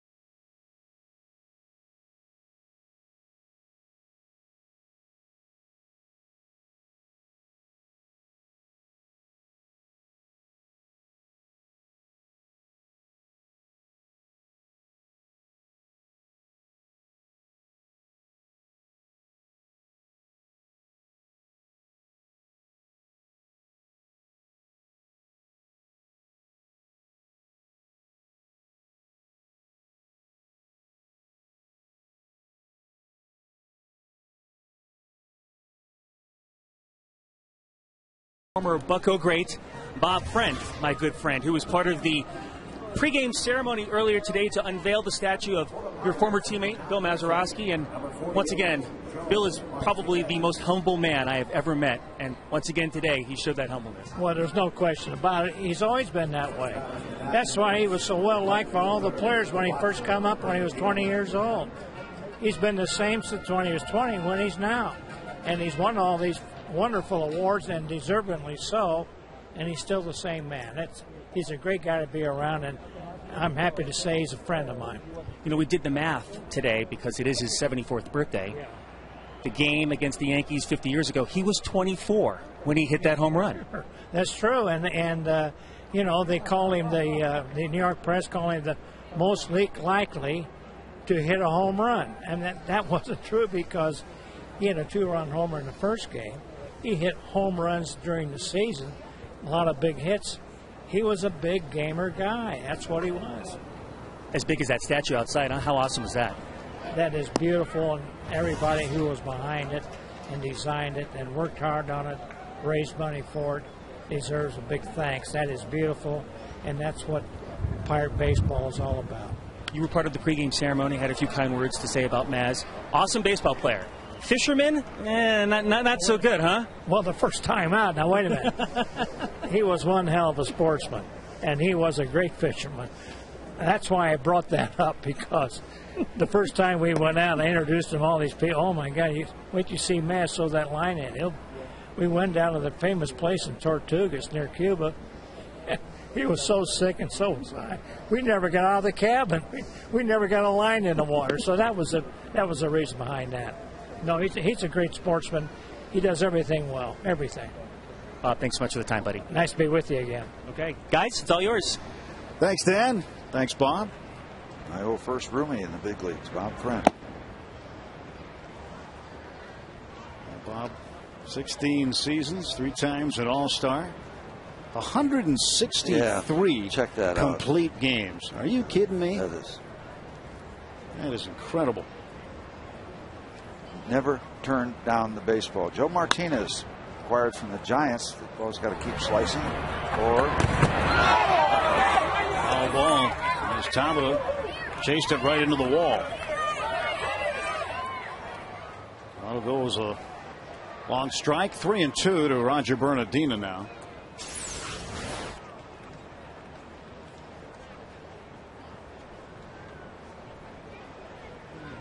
Just on top of the padding before he could get to it. Better a padded wall than a padded room. You had experience with both? One. I've never ran into a padded wall.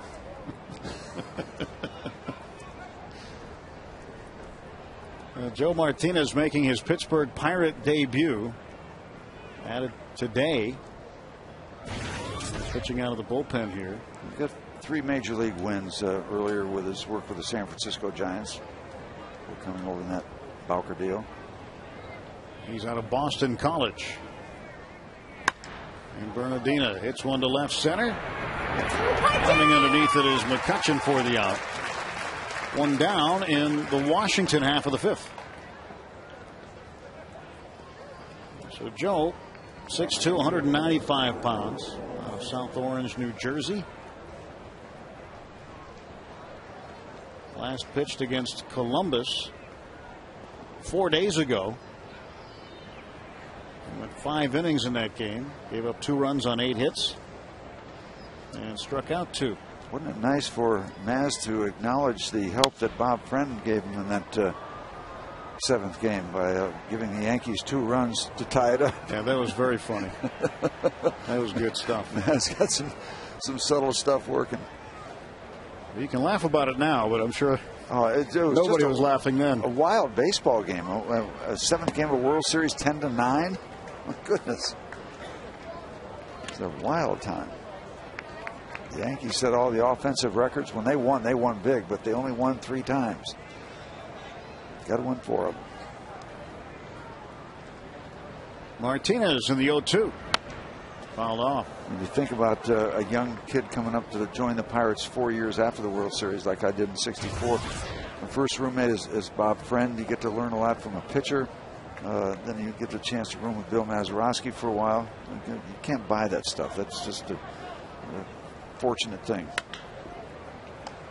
One hopper to the shortstop, Cedeno, and Morse is out. The wild thing about the room with Bob Friend, because I didn't know anything about the league. We go on the road. He was a starter. I was in the bullpen. He liked to walk to the ballparks. And as a starter, he had nothing to do for 4 days. I was dying. We walked from the hotel in Philadelphia all the way out to Connie Mack. We walked to the ballpark in St. Louis, out to Sportsman's Park. I was exhausted. We had to stop twice for sandwiches. And he gets to sit around. I'm in the bullpen. I get a chance to pitch 3 innings. Line drive, and that's a base hit for Adam Kennedy.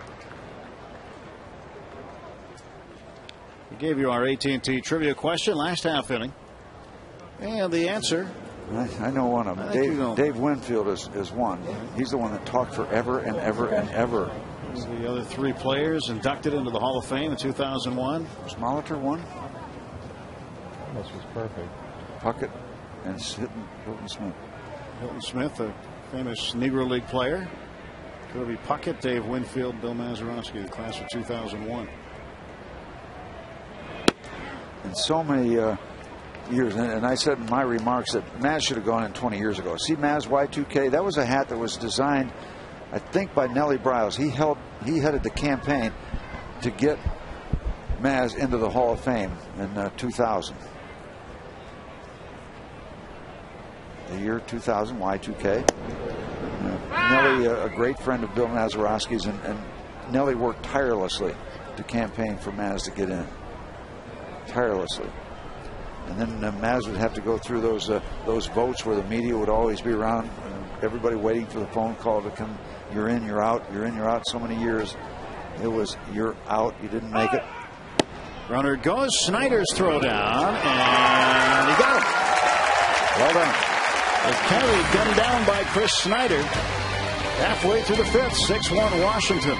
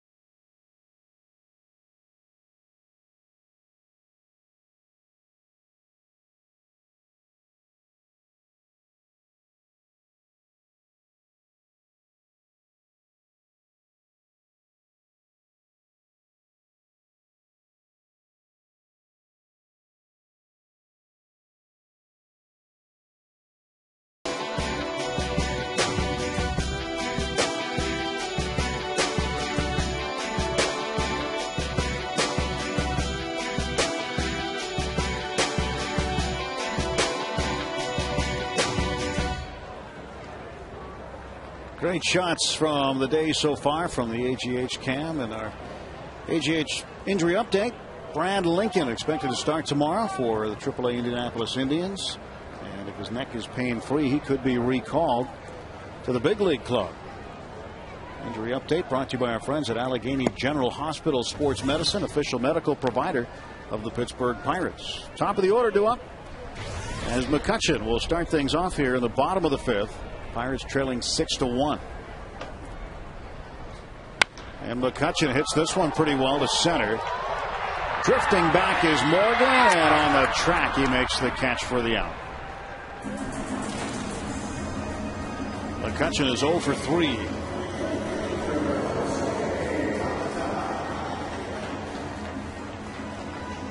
That might be the last time he lets Nigel borrow one of his bats. Not really.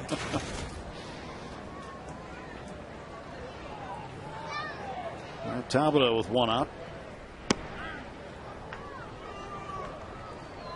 No balls and one strike to Jose. Tabata with a single in the third.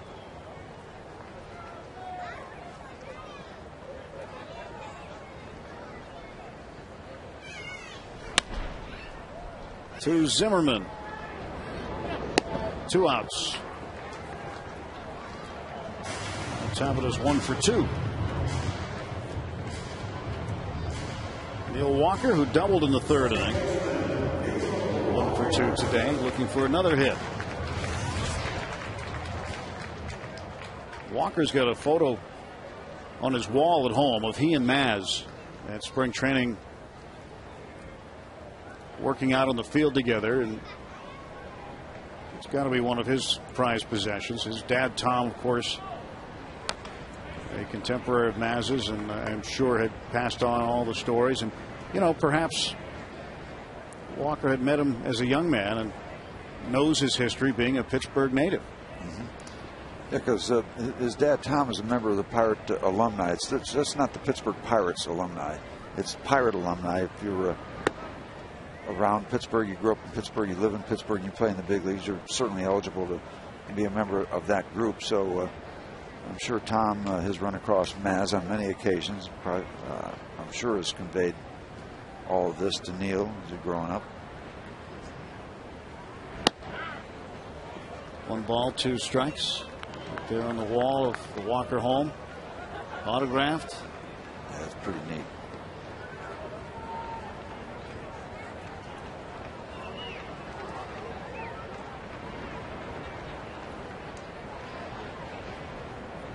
It's not often you get to have one of your heroes showing you how to do things and complimenting you when the time is right, and yeah, and I've making heard adjustments at other times. Yeah, I've heard Maz talk about Neil, and he said he's adapting well to the position because he's a very, very good athlete.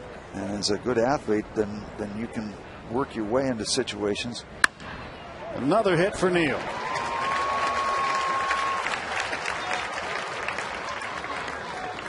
Walker now 2 for 3. Take a look at Mr. Mazeroski doing his thing. Yep. And then over to Dick Groat. Perfect feed. Now, we can't do any stop action on this, but a lot of times Maz would get over to second base and just kind of position himself and just lock in, and guys will slide into him, and he has thighs like pianos, and they just slide up and then slide back down. I've seen more than one player carried off, one of which was Ron Stone of the Phillies. They had to take him off on a stretcher. I mean, he's got big legs, and he would get over there. Sometimes he'd come across the bag, but a lot of times he'd go over there and just lock in, and you could not do anything, and that's how he would establish his pivot. Marquis tags out Jones, and that's the inning. Walker the only hit. We'll head to the 6th. It's a 6-1 lead for the Nationals.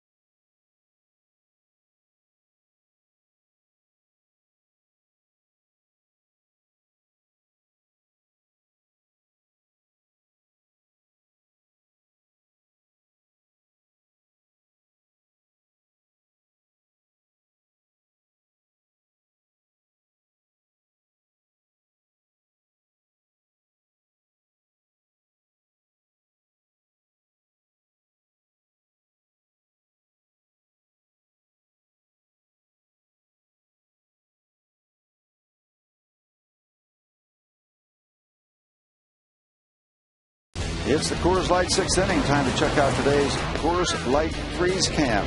Nyjer Morgan, safe, but no, he's out. As we see the 6 inches of separation right there. The over slides. Ronnie Cedeno stays with it. He is out at second base. That's today's Freeze Cam. Brought to you by Coors Light, the world's most refreshing beer. Wasn't there a movie, The 6 Degrees of Separation? 6 Degrees of Kevin Bacon. Okay, this is the 6 inches of separation. Foot from bag. Wilson Ramos leads off for the Nationals. They've got a 5-run lead as we start the top half of the 6th inning with Steve Blass, Tim Neverett. Perfect day at PNC Park. In most ways, except for the score. It would be better if the score was different. The Pirates offense has been slow today. They have managed 6 hits, but they've been spread out. Back-to-back hits by Talbot and Walker in the 3rd inning. But no runs developed. Pedro Alvarez has hit a home run. There's a line shot right at Ronnie Cedeno. And Ramos starts the inning with a line out, 1 away. You could win a Grand Slam Fan Appreciation Day at the ballpark on September 15th. Keep watching for the 7th inning stretch. Key word of the game. 15 loyal listeners will have lunch with Kent Tekulve, take batting practice, and much more. It's our way of saying thank you for watching the Pirates on FSN. Cedeno busy again, throws out Marquis, 2 away. Just a quick follow-up on that footage from Mazeroski turning the double play. Maz always maintained that, yeah, the hands are fast, but he would create an angle with his legs. In other words, going over to cover second base, he would position his legs so it wasn't a dramatic turn. It was just kind of a changing the direction of the baseball. And he would set that angle up with the legs so it was a more comfortable, quicker release to first base. So he said a lot of people didn't realize it, but the legs and positioning of the legs almost as important as the quickness of the hands. Creating that angle. Hoping that throw.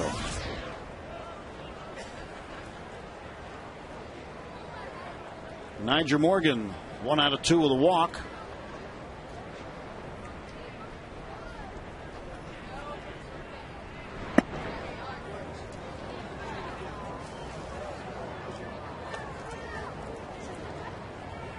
Two and 0 to Nyjer.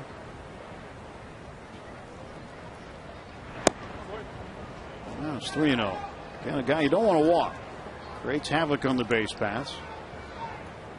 Joe Martinez, first look at Joe since he came over in the trade the end of July. So far so good, a base hit but caught stealing.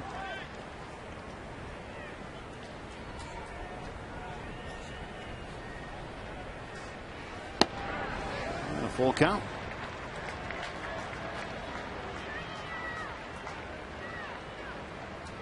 Martinez working against Nyjer Morgan here.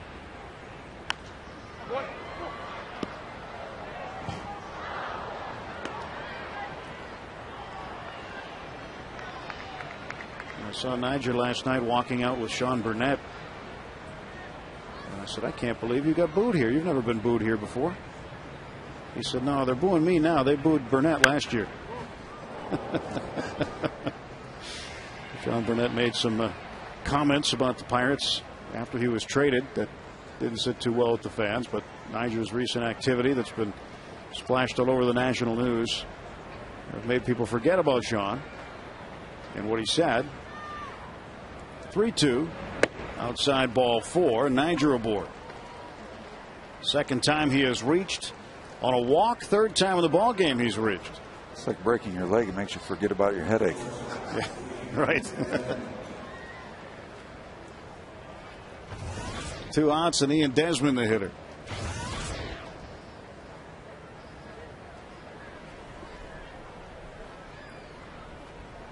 Desmond 2 for 2, single double, run batted in.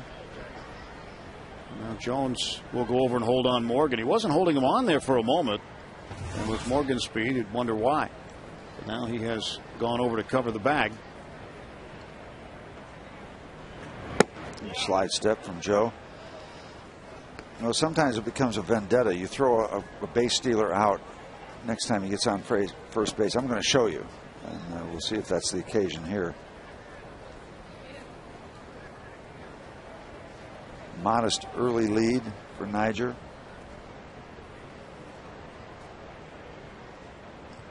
Then the throw to first, and Morgan back.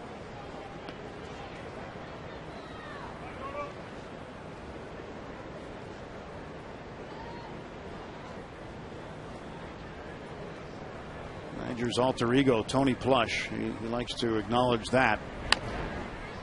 And so when I saw him charge the mound, and Chris Volstad, who's a lot bigger than he is, I was wondering if that was Tony Plush charging the mound or if it was actually Niger himself. Is that the man over the moon guy, Andy Kaufman? No, that's that was some.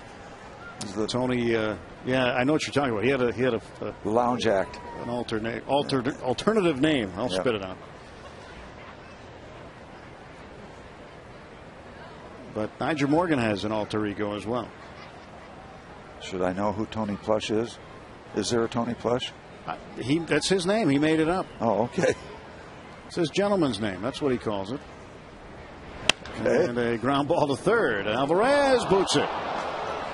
Oh, routine ground ball misplayed by Pedro. And that's how things have gone today for the Pirates. Third error. And that's can't dress that up. That's just a clank.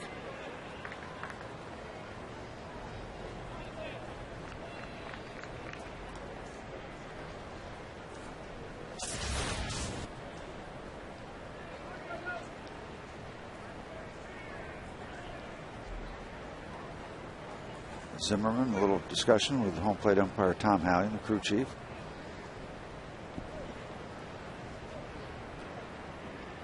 We haven't seen Tom Hallion go into his motion yet today on a called third strike. He's got probably the most deliberate one of any umpire in baseball, where he spins about 180 degrees on his torso. Uh-oh. Oh, wow, new wardrobe malfunction.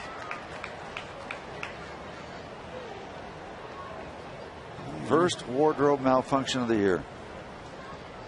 Niger Morgan got belted.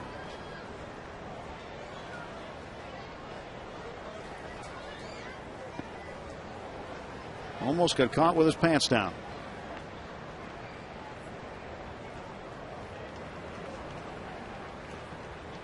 Not seen anything like that since who was it? Steve Lyons at first base.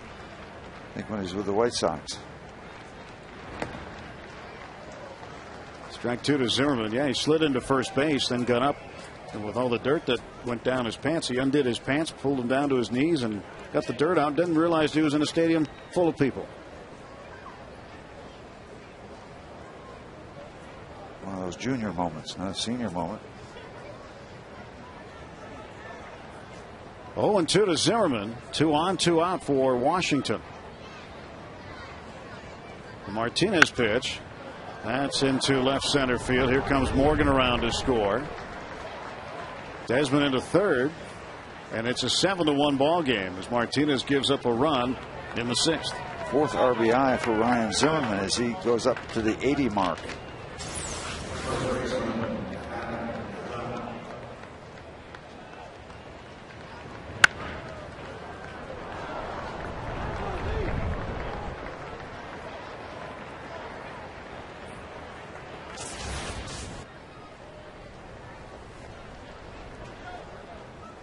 Zimmerman aboard. He's driven in another run. Got 3 runs batted in today. 3 or 4. Gets that one in the first inning. Oh, you know he did on a ground ball. You're right. That's 4. Well, this game is starting to look like last night. Let's be quite honest about it. It was what, 9-1 final last night. We're heading in that direction. Not well played. Not well pitched.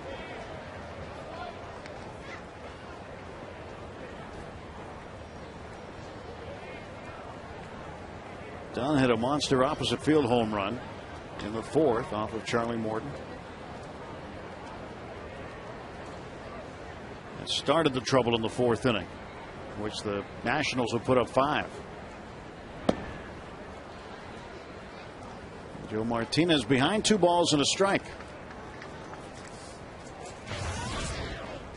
Martinez had the inning start well enough. He got a line out from Ramos, and then Marquis grounded out. And a walk to Niger Morgan. A bad 2-out walk. How many times do you see the 2-out walk come around to score?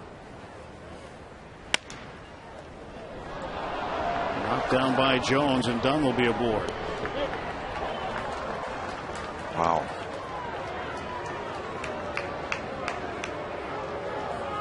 Simply wow.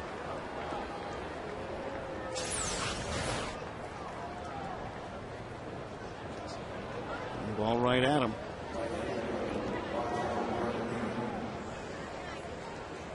Desmond will score on the play. And it is now 8-1 Washington. Dunn is credited with a base hit and a run batted in on the play. So now first and second with 2 outs.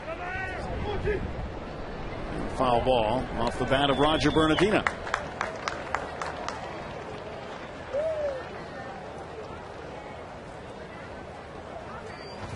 Dunn has 2 runs batted in. Serious set of spikes there. That's the old style spike. 6 rivets. Now, can we keep that shot for 1 minute, or is that on some old tape? Okay, because that's we used to buy all those types of spikes. We'll come back to that. That's incidental. We got an out. Medina lines out. Well, the spikes are flying around the base paths today, but for the wrong team. It's Washington 8, Pittsburgh 1.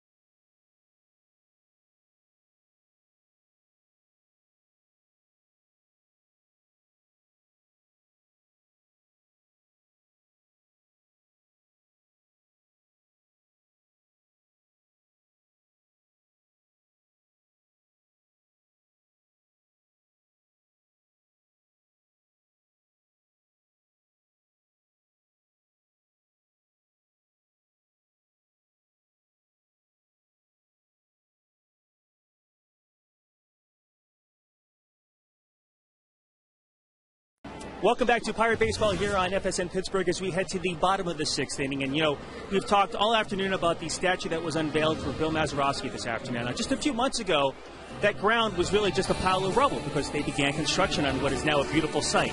Now, as they were getting the ground ready, Susan Wagner began work on the statue. Again, it started as a 12-inch model made out of clay, and once Maz approved it, it went to a bronze model that was 12 inches. And they continued to do work on that as much as they could, you know, to make sure that everything was right and perfect and so forth. And then the real work began. They went from 12 inches to 12 feet.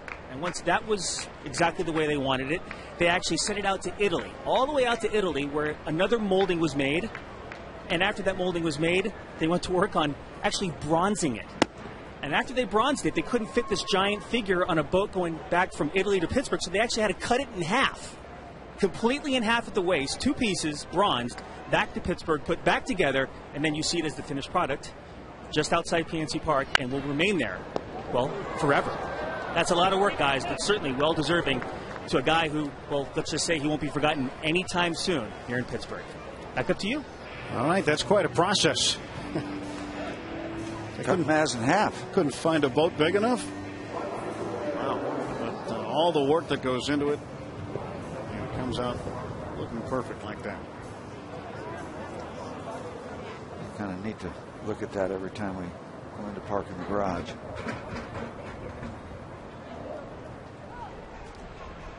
With the city that loves him in the background. That's the nice thing. You can see him from the other side of the Allegheny and the West End Bridge.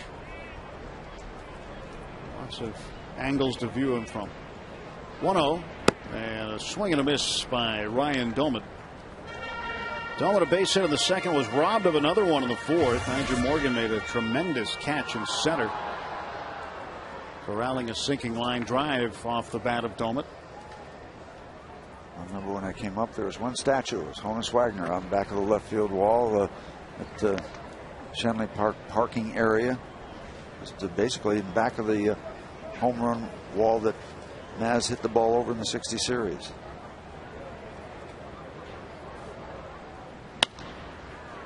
To left field, curling away from Bernardina. Runs under it for the catch. Dan Potash is standing by with the man of the hour. All right, guys, thank you very much. I am finally with the birthday boy, who's been a very busy man this afternoon. You know, we just showed a photo of the statue when it was kind of halfway done because they had to cut it in half, cut you in half at the waist, and then shipped it back from Italy to Pittsburgh. So seeing the finished product today, how cool was that for you? Oh, it was outstanding. You know, before they got it off, I saw the foot, and I said, the foot's that big. Gee, Minnie, Christmas, it's got to be a big statue. And it is much bigger than I thought it would be. And it's much taller and much wider. And holy cow, it's a big statue. And I don't know if I got to stand out there and keep the pigeons off of it. I think I want to.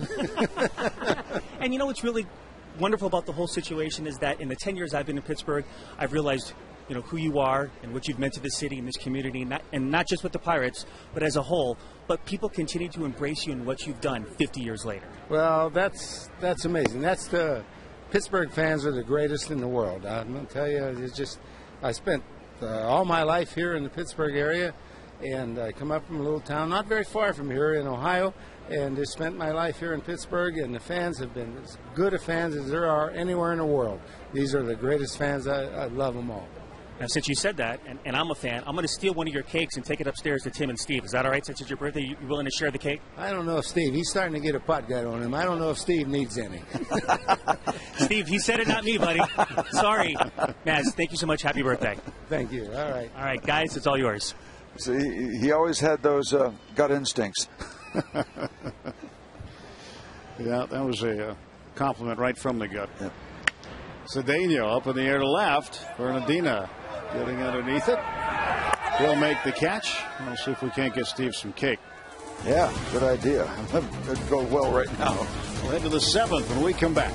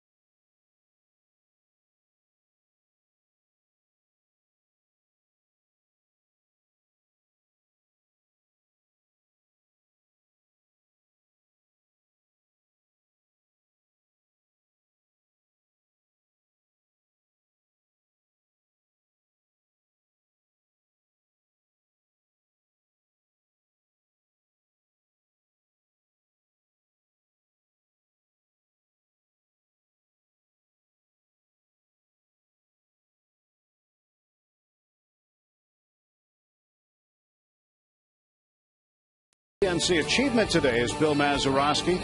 Signed with the Bucks at age 17 and debuted just a couple of years later at age 19 in 1956. 19. How about that? 7-time All-Star, 8-time Gold Glover, inducted into the Hall of Fame in 2001. PNC achievement for the achiever in us all. Joe Martinez delivers the first ball to Michael Moores, who grounds out to Ronnie Cedeno, one away in the top half of the 7th inning. And, you know, Danny was talking to Maz about people loving him, and they always have.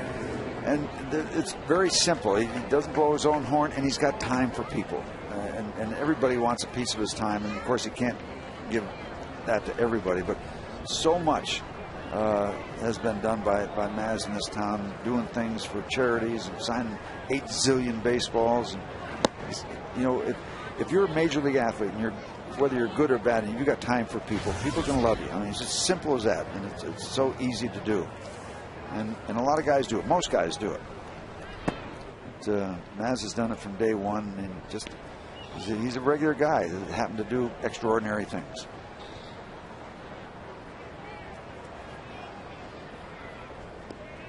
Two-0 to Kennedy. Hit up in the air to right center and drifting under it. Here's Ryan Domet for out number 2.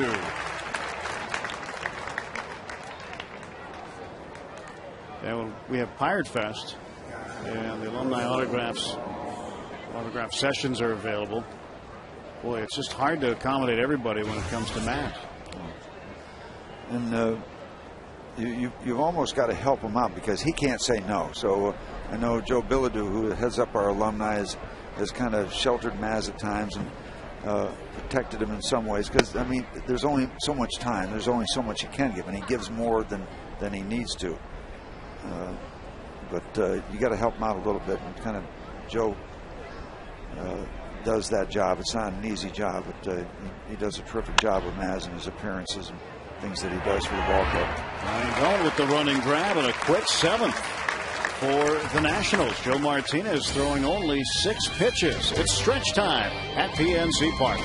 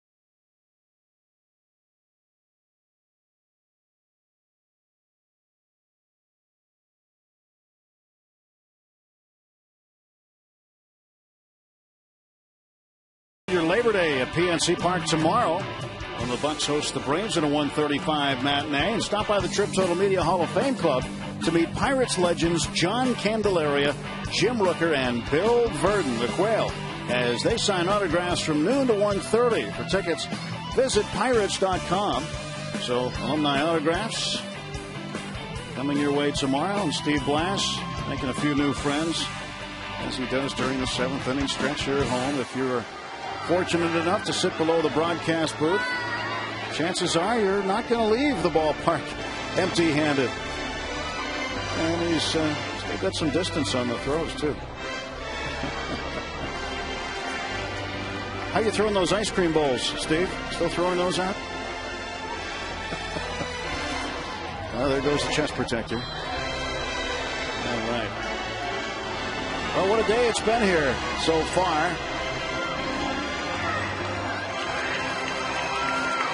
And we told you to look for this key word for the 7th inning stretch. It is slam. That's the slam.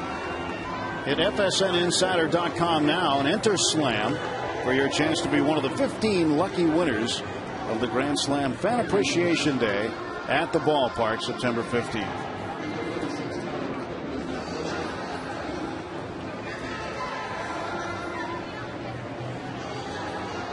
Now, you can throw the ice cream bowls a little farther than the other stuff, can't you? Yeah, but you know Bob Walker would be down there. He loves the ice cream bowl. He wants to get as many as he can.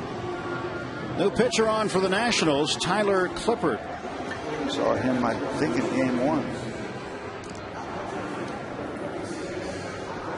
Yeah, Clippard in 1 2/3 innings on Friday, walking one, didn't strike anybody out, but he didn't give up any hits either. Look at this. AGH cam. AGH cam. Look at the follow through. But the rotation on the shirt, Steve, is incredible. Yeah. See the label. Yeah, I took something off that one. That was we went soft. Software, soft goods. Justin Maxwell comes in to play right field now for the Nationals. So it's Maxwell in for Morse. Well, apparently Jason Marquis has got it figured out and well on his way to career win number 96 after struggling the first part of the year with those bone chips. He's back on track after 3 months on the DL. 3 months. Oh, look at this. What do we have? Oh, you are so welcome. They're one of Stop everything. About 10 cakes for Maz. Happy birthday, Maz. You know, when you turn 74, you get a lot of cakes. So we decided since there were a couple extra, Maz said you should lay off it. Yeah. I'll have the logo. You can have the rest. Yeah, Maz and I will talk later on. So we'll cut you a piece, and you'll munch on the air. The mouthful, okay? Yeah.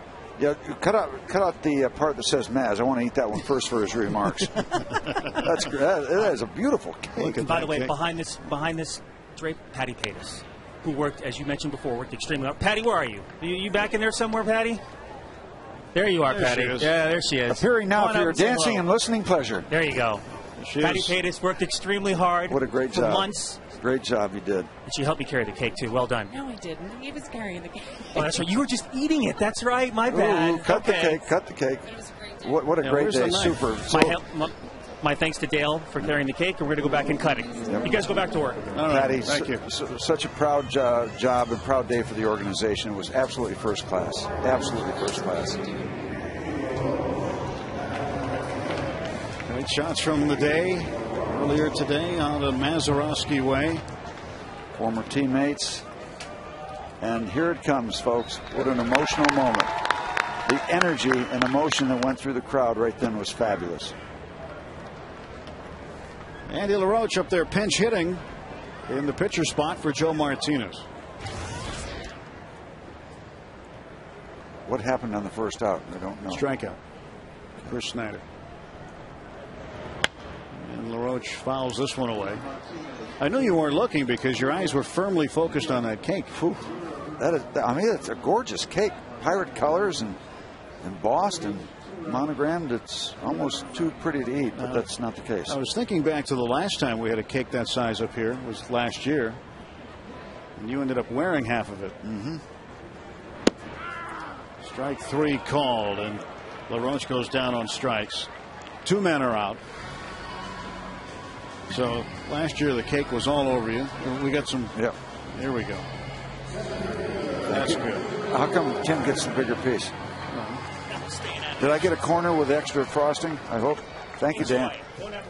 Dan, thank you, Dan. Dan, there'll be a little something extra in your envelope today. Yeah, he came through the dumbwaiter in the back. Beg your pardon. Oh, he's our butler up here today. Look at this. Oh, no cake for Bob. Bob's disappointed. He's still killing spiders in there.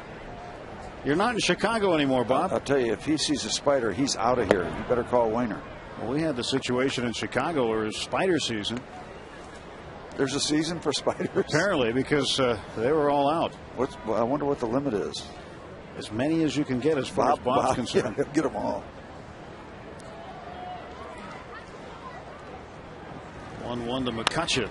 And he grounds this one toward the middle. Desmond, the throw, not in time, and a base hit for Andrew McCutcheon. You want to see the effort and the extension, the running hard to first base no matter what the score is. You got that from Andrew right there.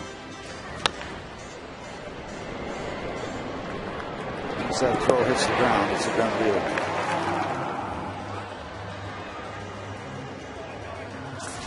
McCutcheon now 1 for 4 today. Yeah, we've talked about a lot of people. Greg Brown, yeoman duty as MC outside the ballpark, inside the ballpark. A very busy day. Did the GM show, and hats off to Greg Brown. An excellent host. Thanks for all you put into this day, Greg. Really first class job. He can go home early today. Yep. You got to wait till the game's over, but he can go home earlier than normal today. Yeah, he put in a full shift. 2 outs and top it up. 8-1 Nationals. We're in the bottom of the 7th.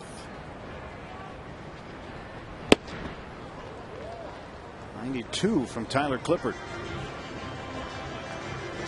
Clippard came up with the Yankees.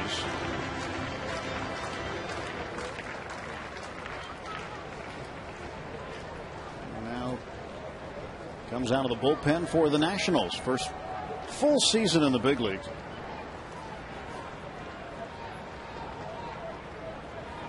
His 0-2 pitch is swung on and lined to center. Waiting for it, Nigel Morgan. And the 7th inning is all through. We'll head to the 8th. Nationals up by 7 runs.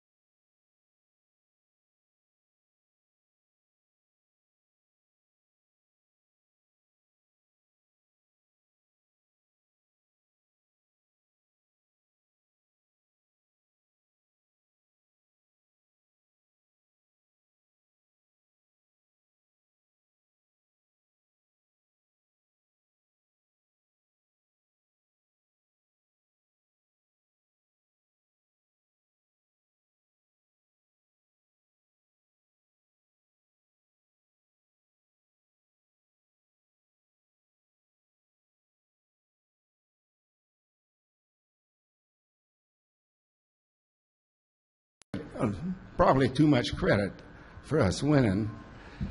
And we'd have won that game whether I hit that home run or not. Somehow we would have won that game. I know it in my heart.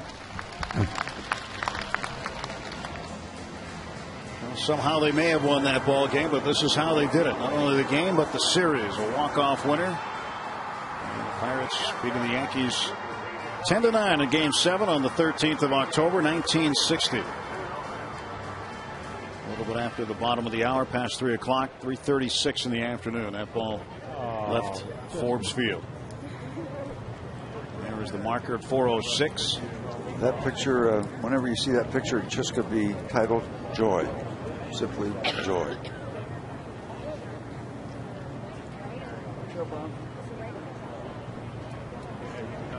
I wonder how many pictures have been snapped today. Boy, that's going to be an ongoing theme for a while. Justin Maxwell came in as part of a double switch, batting in the 9th spot, leading off here in the 8th. Well, it's pretty much all Maz all during the ball game. I got another story involving Maz. Maz never came over to talk to a pitcher. He thought he had his job to do and you had your job to do. So he just stayed over there and played his position better than anybody else.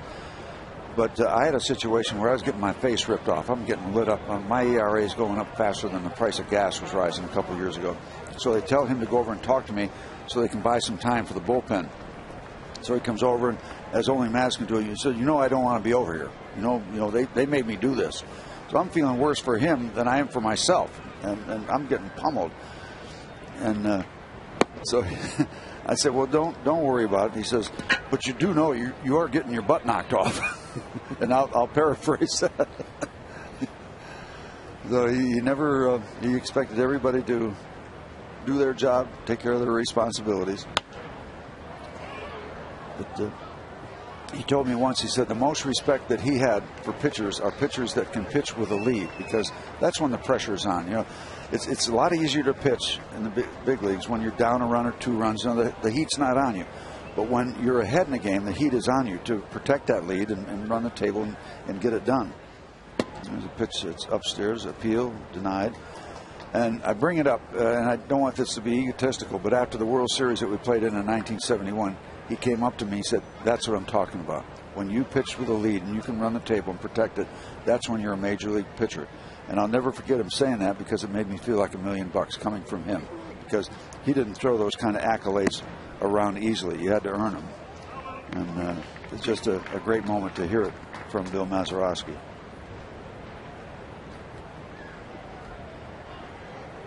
He quietly had a perception about a lot of aspects of Major League Baseball. I still maintain Bill Mazeroski would have made a very good manager. 3-2. That one is inside, ball 4. So Maxwell walks to lead off the 8th against Will Ledesma. Let's check our EasyToUse.com minor league connection. Congratulations to Brandon Moss. He was named the Indians team MVP at AAA, tied for the International League lead with 95 runs batted in this season. Led the team in runs scored, hits, home runs, and doubles. Most home runs by an Indians player since Graham Kuntz had 23 back in 2005. Andrew Morgan takes a strike.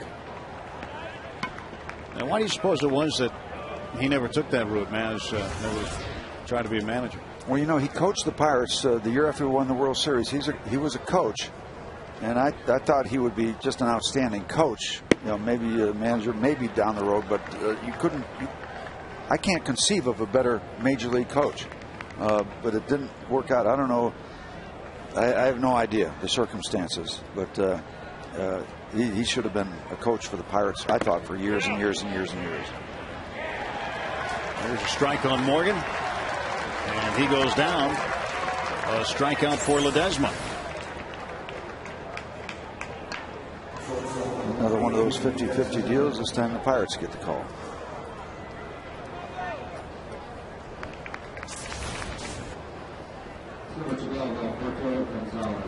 Alberto Gonzalez will hit for Ian Desmond.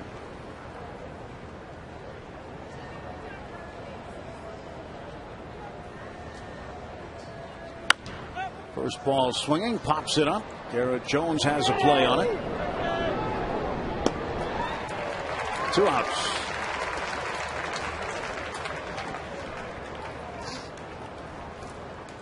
Fans, you can host your next special event right here at PNC Park. It's perfect for corporate events, weddings, bar mitzvahs, and any occasion. Catering options are available in the Lexus Club, Pittsburgh Baseball Club, or the Trib Total Media Hall of Fame Club at PNC Park. 1-800-MY-BUTTS or pirates.com/PNC Park events.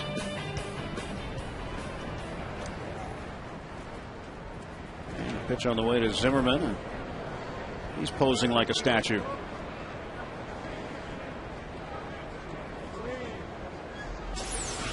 He was completely fooled on this one. And he struck a pose. See, when you're real good, you can kind of make fun of yourself a little bit, and he is real good.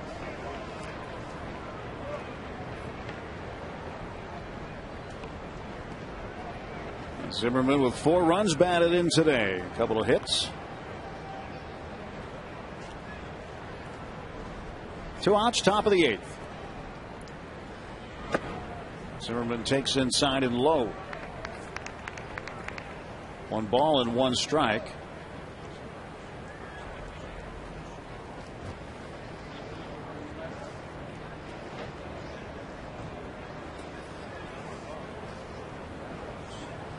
One and 1. The pitch from Ledesma. Strike 2.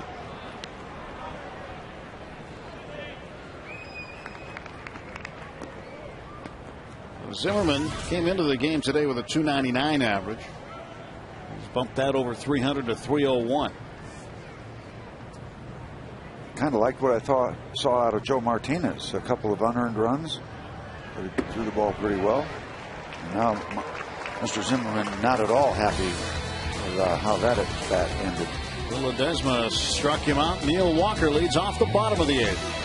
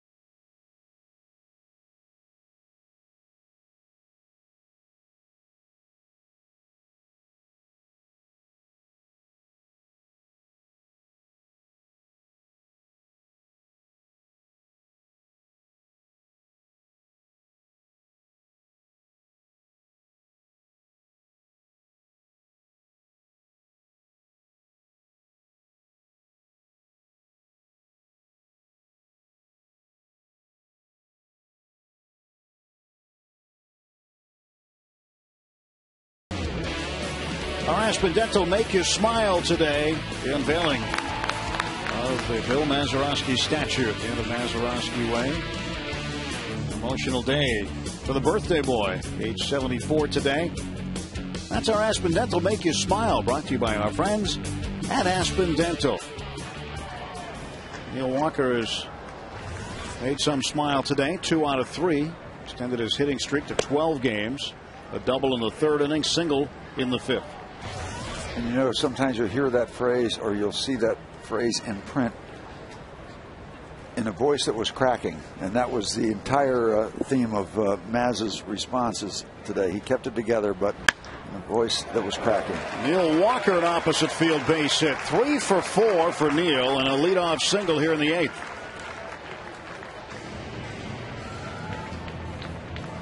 Now that the statue installation's been completed, additional space has become available for commemorative leaves. Approximately 150 additional leaves will be able to be placed at the statue site.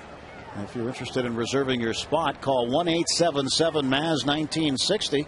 Orders are taken on a first-come, first-served basis. So just a little bit of room left, and you can get yours all set. And a second for one, that's all they'll get. As Jones grounds into the fielder's choice. Dunn's throw almost down to the left field, but the new shortstop, Alberto Gonzalez, was able to make the play. Nice day for Neil Walker today, though. It's a day for second baseman. Number 9, number 18.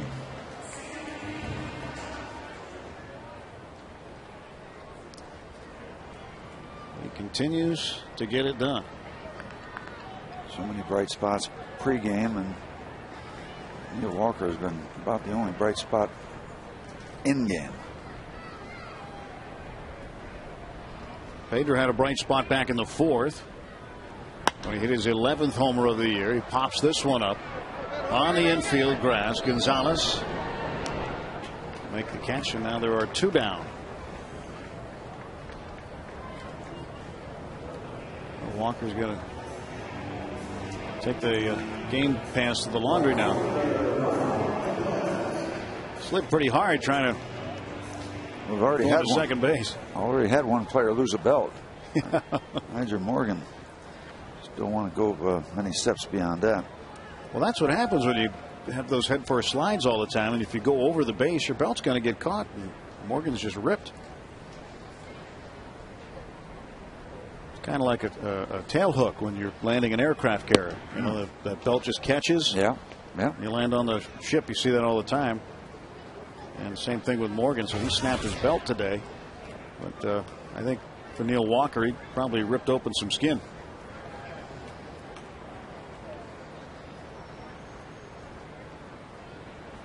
Oh, 1 to Ryan Doman.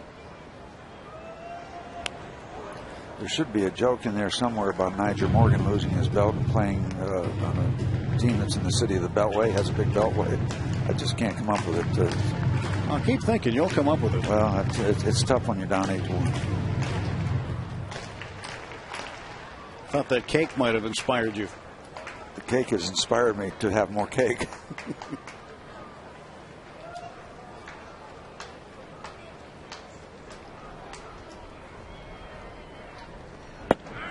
Ryan Doman down on strikes, 1 right down the middle. So we'll head to the 9th inning. Pirates down 8-1. Dunn, Bernardina, and Clippard's spot coming up.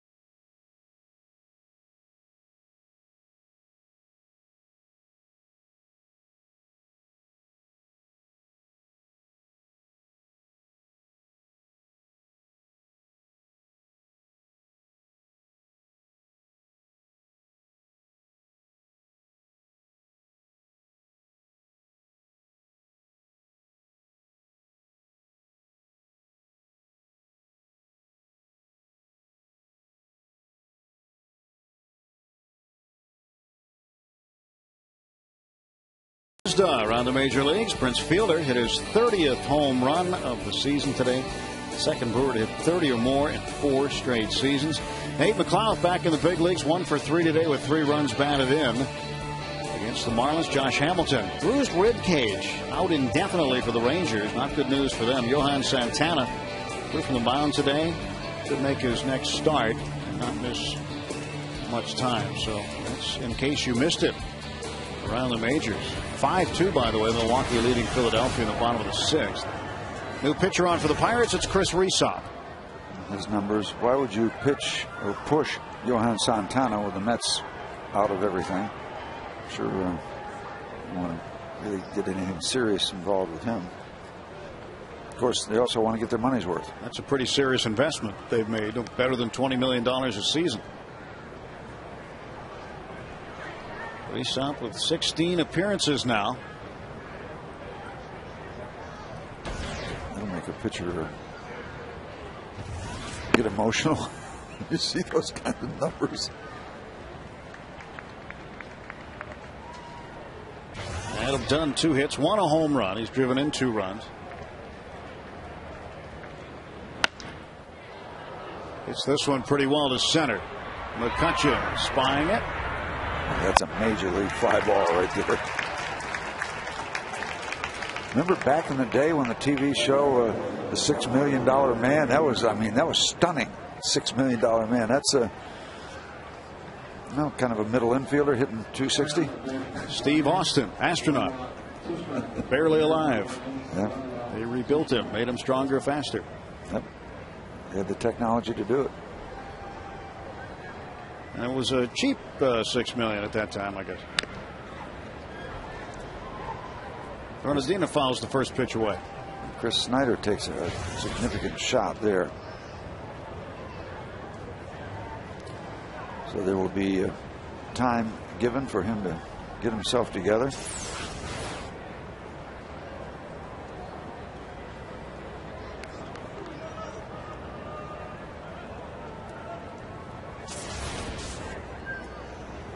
No balls and a strike to Bernardino. Bernardino out of Curacao, the Dutch Antilles.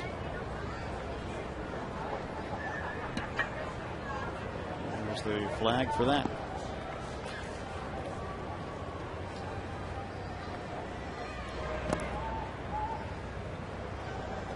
If you're in the Dutch Antilles, you can play for the Netherlands in the World Baseball Classic. Trying to think of the pitcher that made a pretty good name for himself, bounced around the major leagues for a while from Curacao. Been a few natives made it to the big leagues.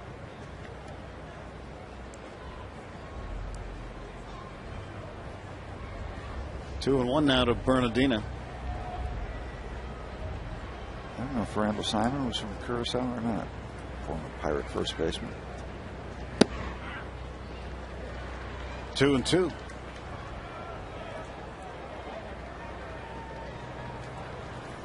I would normally tell you I'll get back to the answer to that question about the pitcher, but I probably won't. You're not going to Google it? No. Figure you'd be right into one of your electronic apparatus. Apparati. Yeah, I'd like to do that, but I'm probably going to be eating cake at the time. Yeah. Take time away. Wouldn't want to interrupt you.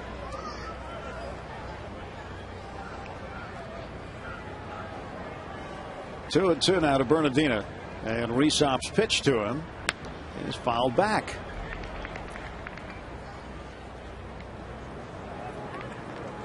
Still taking photos. It's quite an attraction.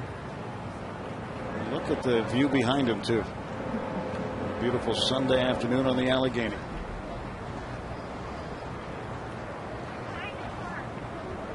That's one of the neat things about the leaves is go find where your leaf is. Yeah, I mean, people see your name on it and it's there forever.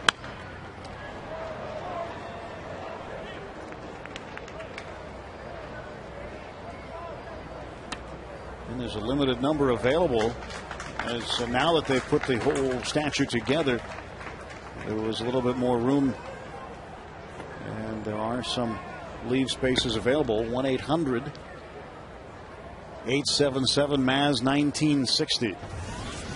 First come, first serve.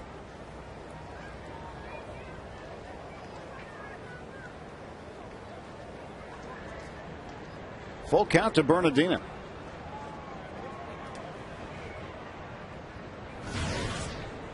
Three-two. Fouled it back. I'm trying to think of the pitcher you were talking about either, but I'm sure it'll come to me when I'm on my drive home or later.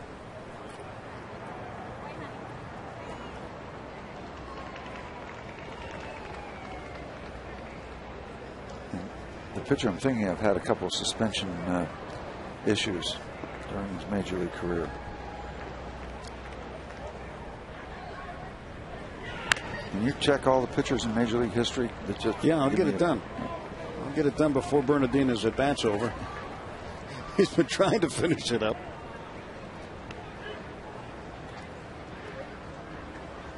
And he has been hanging tough with a full count.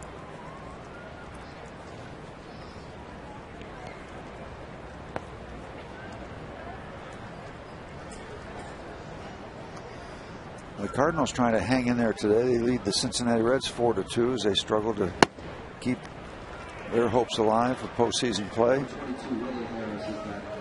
Bernardino works a 1-out walk.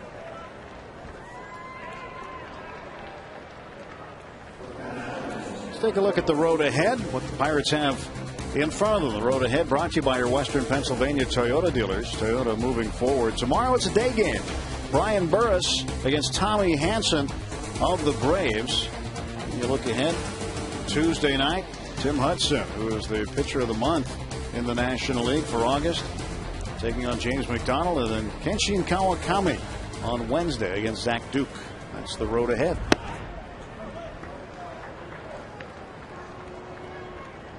Well, see, I was thinking of Jared Jurgens of the Braves. You're not thinking of a contemporary pitcher, right? No, he pitched this year, I think, or last year. Because I know Jurgens is from Curacao. Willemstad is from where he hails.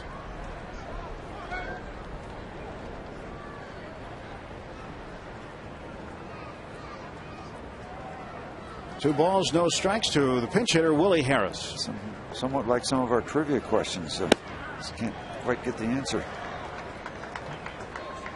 2-1 to Harris. Harris, a veteran, second tour of duty with the Nationals.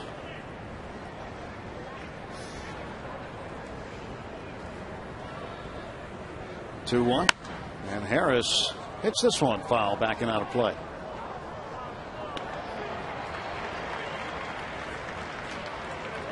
Harris is that guy for Jim Riggleman who he will use occasionally in the field, but more than likely this is the time of the game he's going to play. He'll be a pinch hitter off the bench. And he's getting up some work today, and they'll use him when a ball game is on the line. They'll save him for that pivotal at bat. And the 2-2 coming to Harris. That's fouled out of play. Made his debut with the Baltimore Orioles in 2001. Played for the White Sox, the Red Sox, the Braves briefly. I wouldn't say briefly, almost a full season with the Braves in 2007. On his third season with the Nationals. One out on the 2-2. Boy, missed outside. Weesop needs to come with a pitch now. Got a full count on him and a runner at first in Bernardina.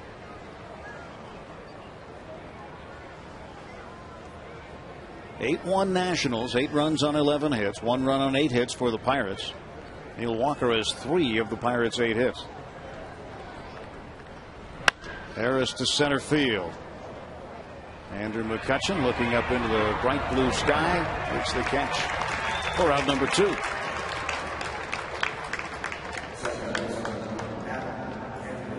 Well, Adam Kennedy back up. That's the sky that McCutchen was just looking up into. Nice sky to play ball in today. Keep in mind, we're going to see it again tomorrow. Day baseball, Labor Day contest with the Pirates and the Atlanta Braves, 1:35. Get to be home for dinner 2 nights in a row. Yep. Try that grill up. That's the plan today. Pitch is fouled out of play by Adam Kennedy.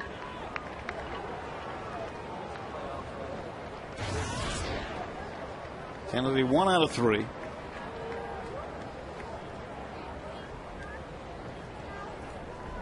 Here's a guy who can give you something off the bench, and he'll start once in a while, as he is today. Did not start at second base in the first 2 games of this series. Young Danny Espinosa did that, the rookie out of Long Beach State. kind of interesting right now from a pitcher standpoint. He's got that shadow of the light standard right over the mound, and that was an issue back in the day when you played more day games, and you'd start your windup in the shade, come out in the sun, and it was not a real comfortable thing to do. You see the outline of the shadow. Not much of an issue with the sun coming through part of it, but there were times when that shadow would be half on the mound or even halfway between home plate and the pitcher's mound, and it just threw you off. You weren't used to it, and you had to make sure you were able to get it, acknowledge it, and get it out of your mind.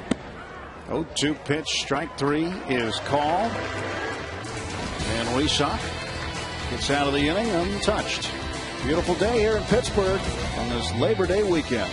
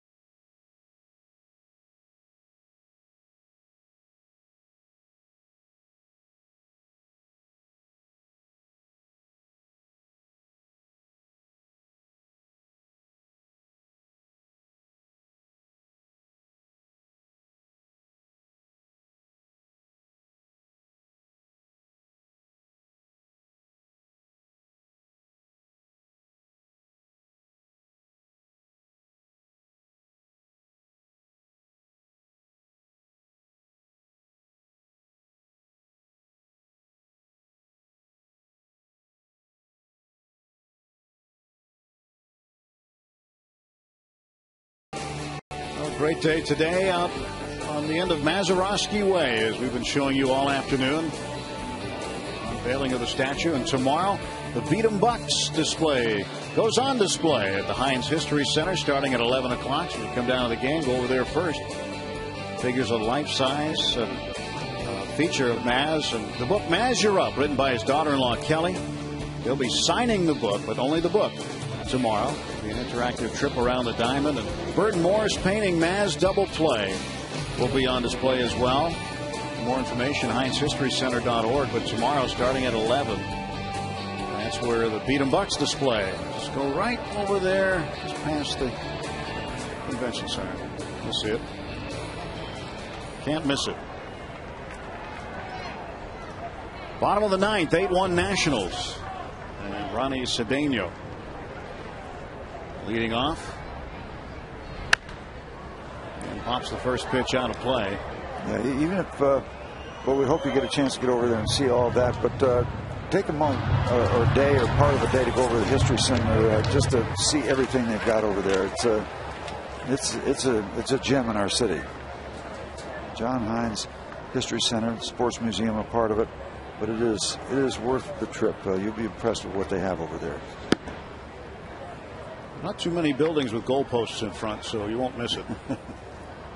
Done a wonderful job. A lot of national exhibits move through the area during the course of the year.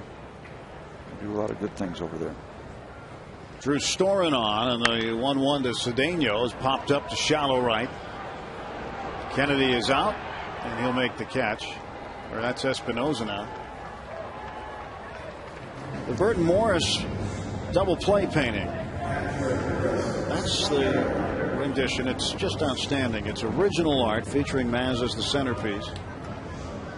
For more info, Pirates.com/MazArt or 877-MAZ-1960. You can get the poster. I know there's a place here at the ballpark you can get the poster. And again, for more information, Pirates.com. Want information on anything? That's the place to go.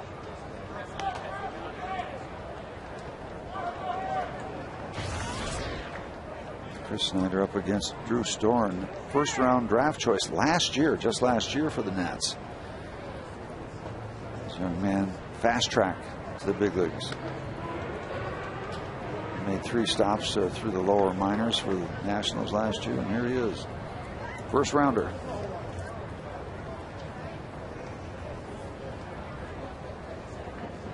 One to Snyder.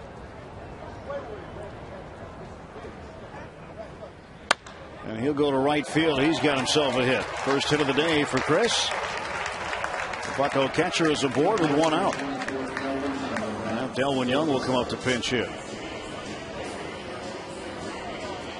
Well, Snyder with a solidly struck single to right field. And here comes Delwyn Young. 241 is his average as a pinch hitter. One of the best pinch hitters in baseball.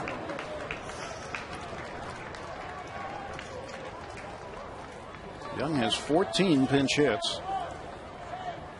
I think the only guy with more pinch hits is Joe Englund of the Milwaukee Brewers.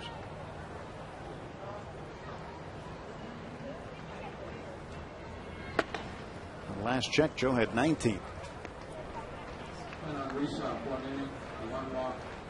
Brewers beating the Phillies 5-2, top of the 9th there. Phillies still battling to hang on to that wild card lead in the National League.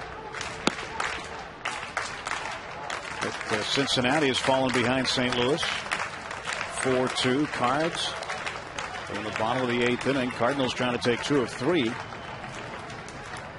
Cincinnati trying to put some distance between themselves and St. Louis. 2-0. And Delwyn Young lifts one to right field, and that ball will be caught for out number 2. The Phillies still involved with the Braves for the division thing, right? The Braves went down with the Phillies losing. Just a game separating them to start action today. The AGH Sports Medicine Pirates postgame show comes up after the ball game. Paul Alexander and Kent Tekulve in studio. They've got highlights and analysis of this one.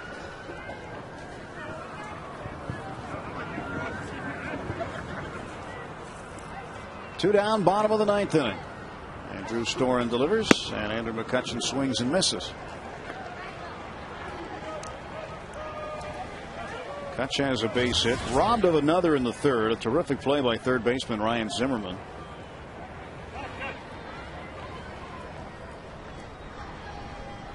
Here comes the 0-1. And McCutchen, a single to center. 2 hits today for Kutch. Snyder moves over to second base. 2 on and 2 out for Jose Tabata.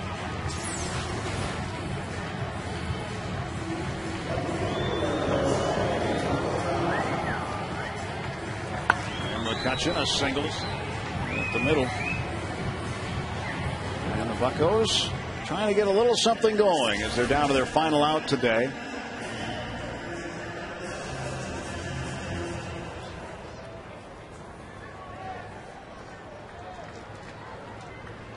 Seeing Mans from all angles. That's the Gypsy compound way in the background. There's FSN Pittsburgh on it. Is where they get the wagons? That's where they camp at night. Try to see the campfire from there? Usually.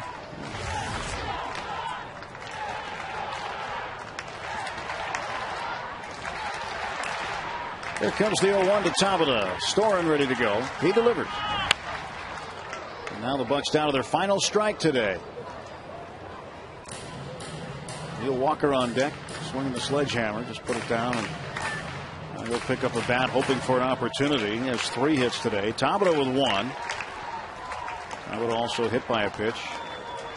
Jose trying to keep it alive. Snyder at second, McCutchen at first. The 0-2 pitch from Drew Storen. Tap to the right side, foul.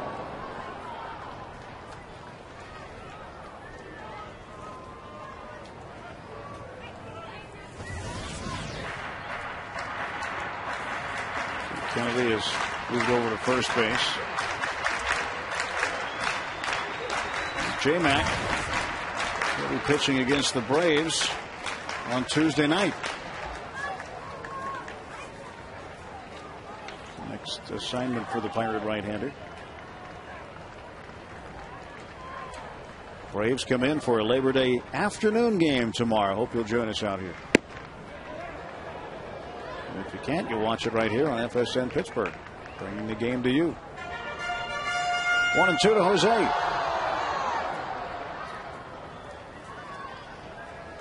Taveda's average still hanging around .308.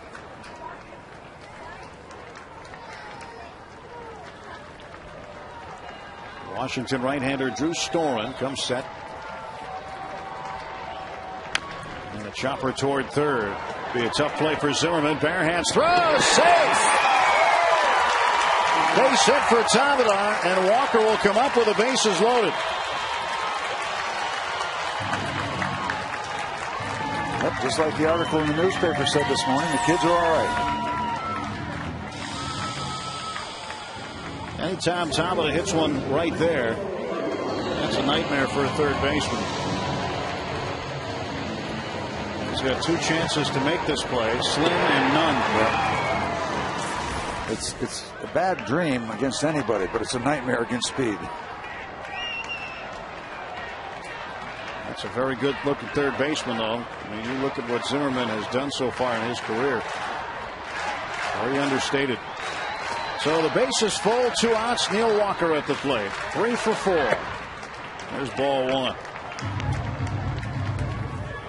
Pirates down to their final out and trying to make some noise here in the 9th. Steve McCatty, the pitching coach, will take his time and he will come out and talk with the right-hander Storen. A left-hander is loosening up for the Nationals. And McCatty took the very slow and deliberate walk. Well, this is another one of their prizes. First-round guy from last year. There's former Pirate Sean Burnett. Might get some time in this game if things don't go Storen's way.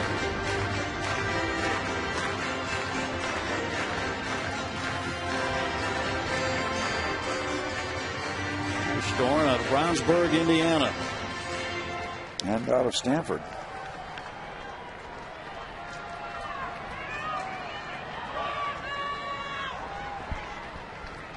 Originally was drafted by the Yankees in 2007, but went to Stanford instead. Bases full, 1 ball, no strikes to Walker. And Neil takes high ball 2.